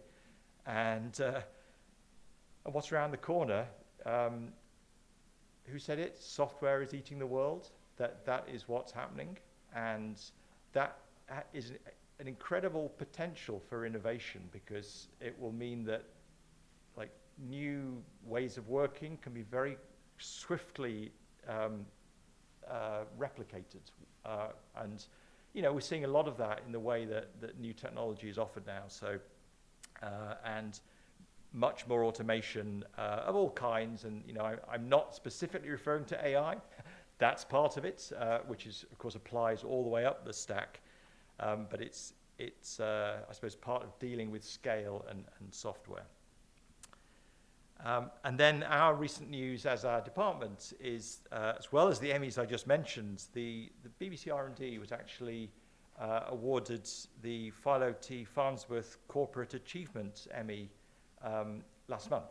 And I think that the ceremony for that, our director, Jatine Thora, will be collecting that later in October. And that's tremendous, and it's actually been wonderful to be part of this event and sort of understand, you know, the pioneering work, of course, of John Logie Baird, and, you know, Philo T. Farnsworth kind of stood on the shoulders of Logie Baird and like took something just, you know, he iterated on that, and it's been fascinating to hear about, you know, those early days. So I'll end with, you know, where I started. I think for us all, just keep looking ahead, and like, you know, be active, do something about it, and be well prepared. Much better to be 8 years early than like 6 months too late. So that's kind of my motto. And it's, you know, what a great industry we have, actually, where people, you know, on user side, on supplier side, they see benefits of working together. I think that's a wonderful thing about this industry. So yeah, thank you very much. Let's take the surprise out of disruption.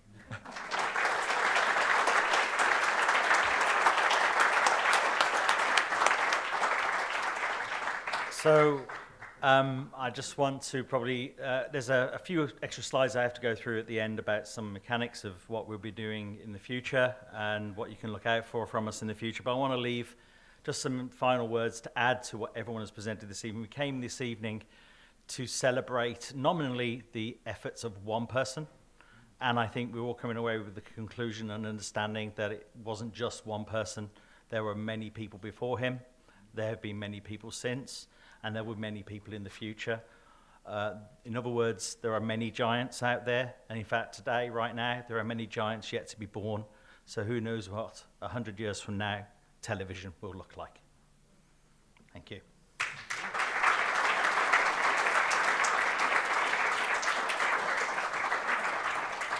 So I have some little mechanics to actually go through, as we do. Because we do lots of these things. So we, or at least I am the vice chair of the IET Media Technical Network. There are many technical networks across many industry forms and subject matters within the IET. Please just look at the website for more information on that. There is a little QR code there that you can use to get access to that site. We were all about building continuing professional development for engineers. All about low-cost events like this one, new opportunities, meeting and connecting with other experts in your fields.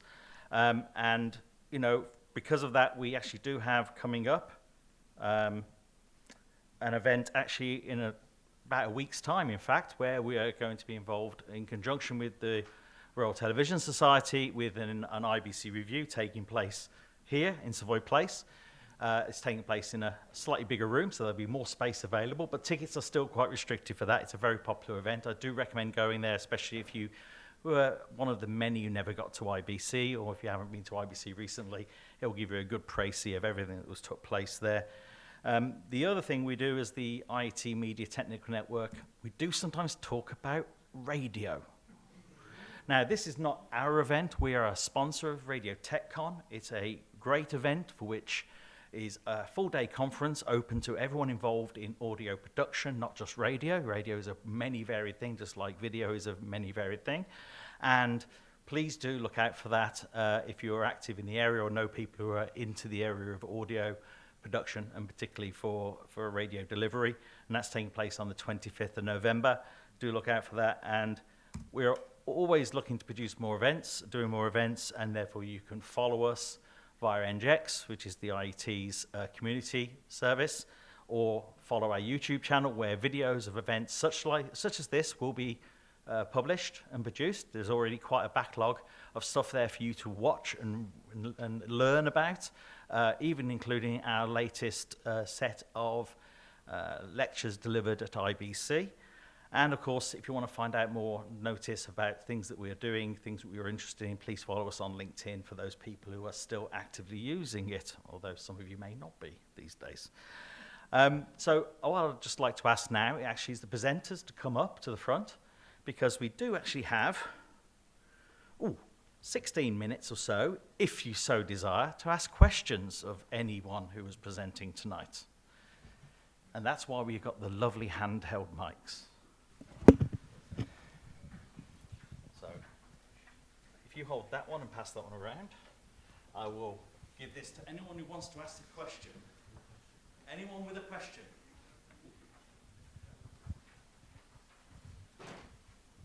It's for Ian to ask if was his grandfather contemporaneous with Alexander Graham Bell, and did they ever meet?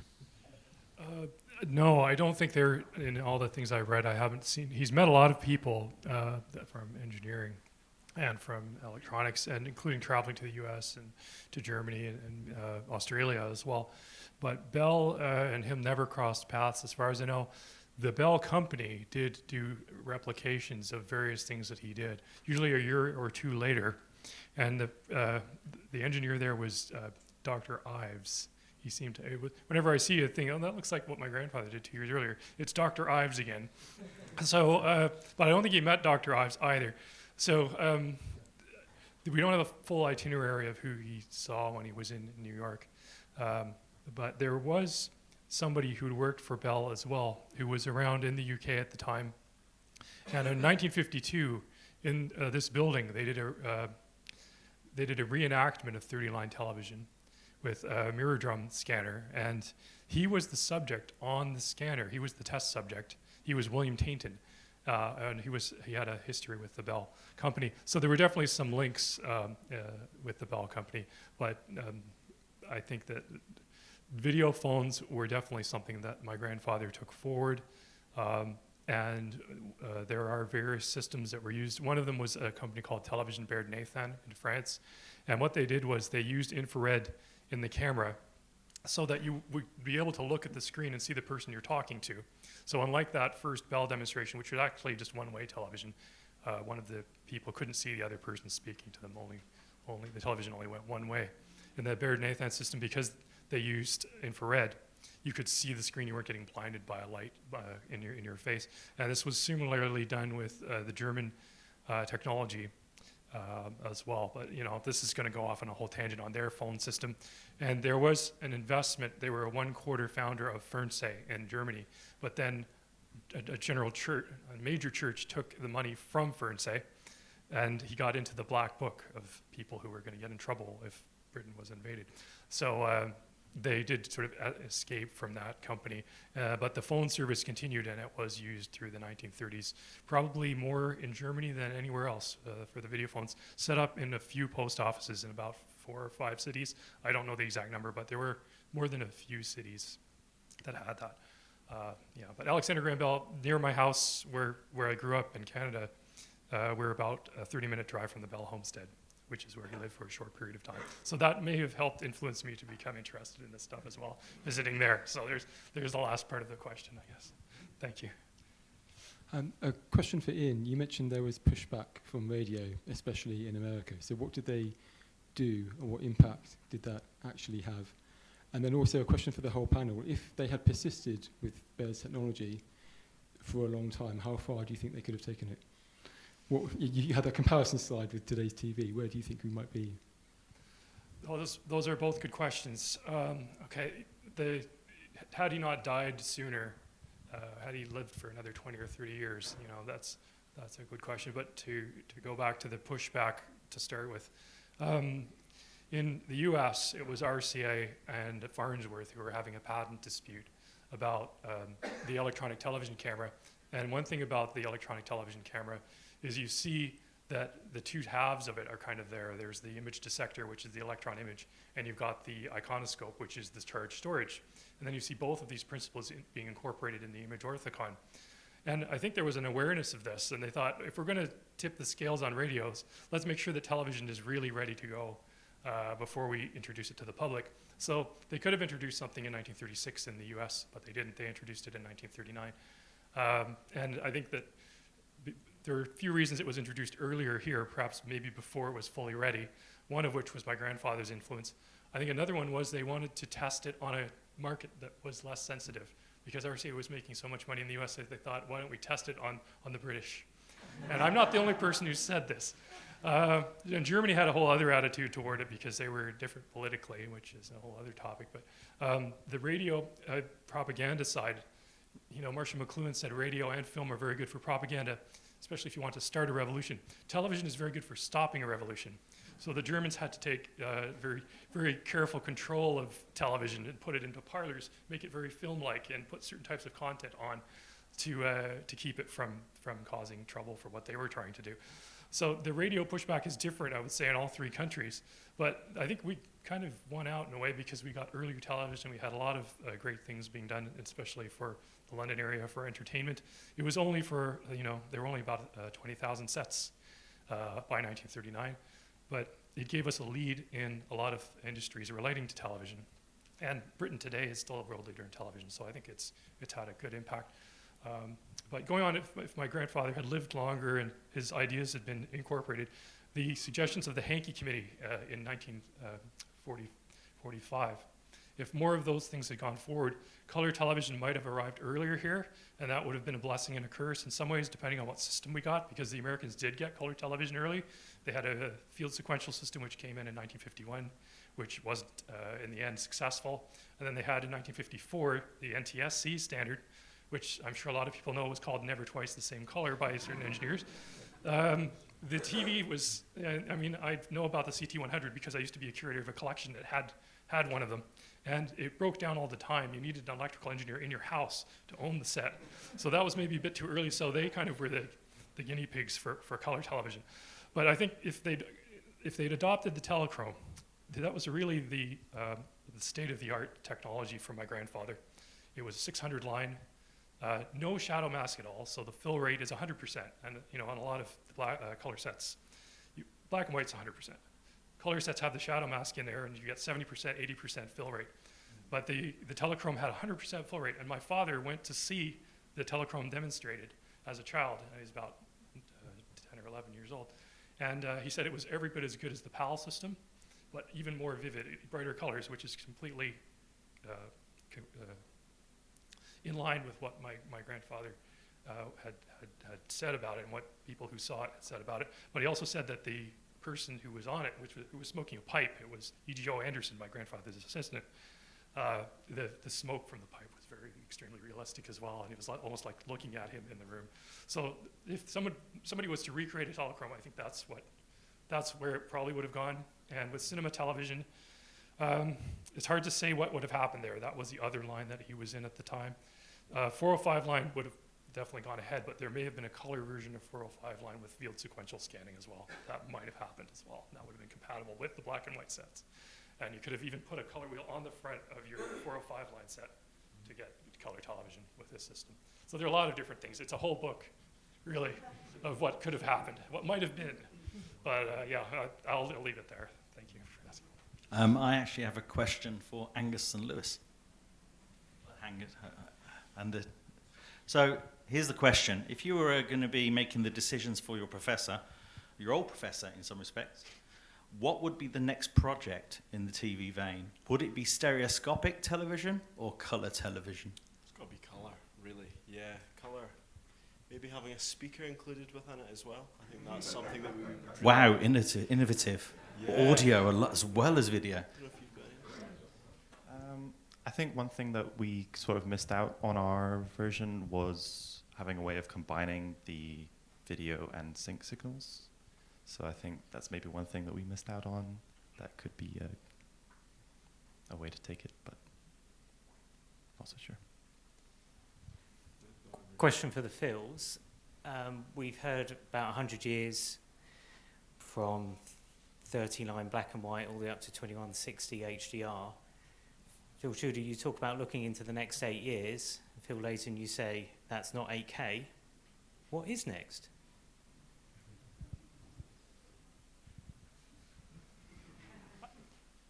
I mean, as I put on the right-hand side, I think particularly where my focus is, the infrastructure on which all of this is based is completely changing. And we sort of know where it's starting to change, but that hasn't kind of washed through the whole system. And I think that is going to happen. And, there's all sorts of experiences that are different that can be achieved like that. But I think there's something very sticky about what we have, as Ian said, we've kind of, you said this, that we've actually both Ians,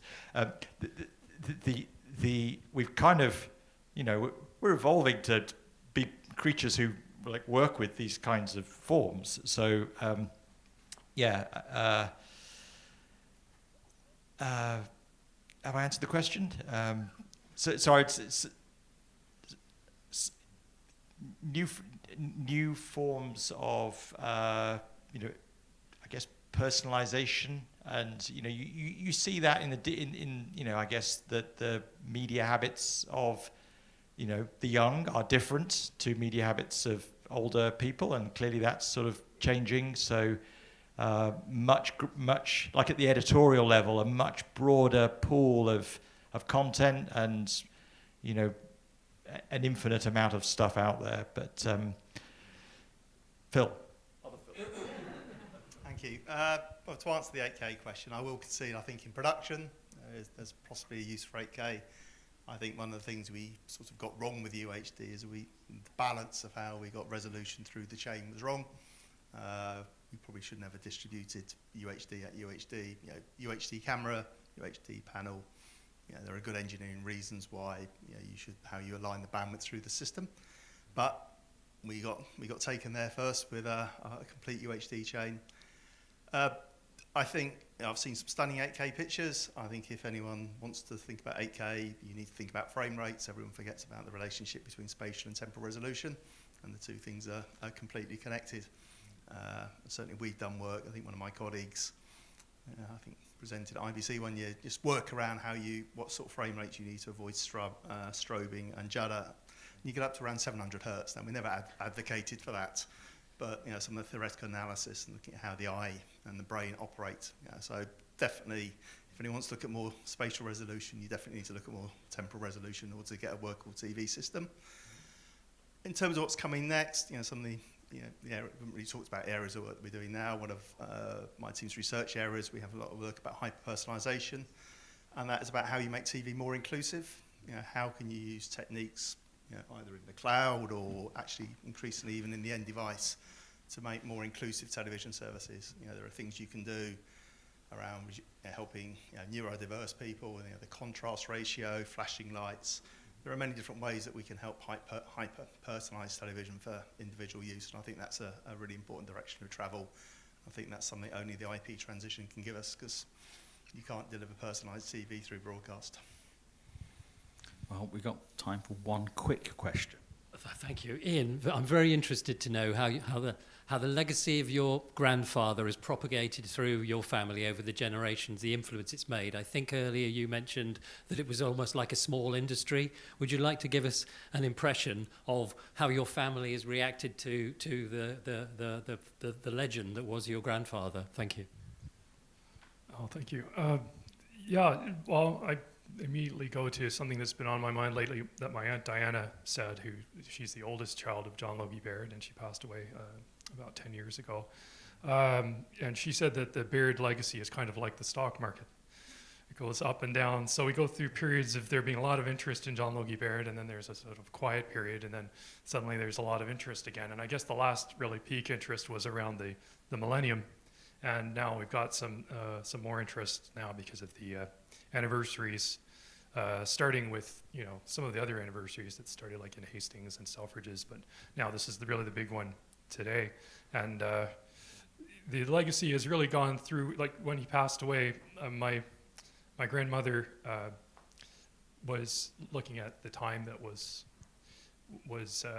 spent with him, and she took the kids up to Helensburgh, and both my aunt and my father were raised at the old family house, the Lodge.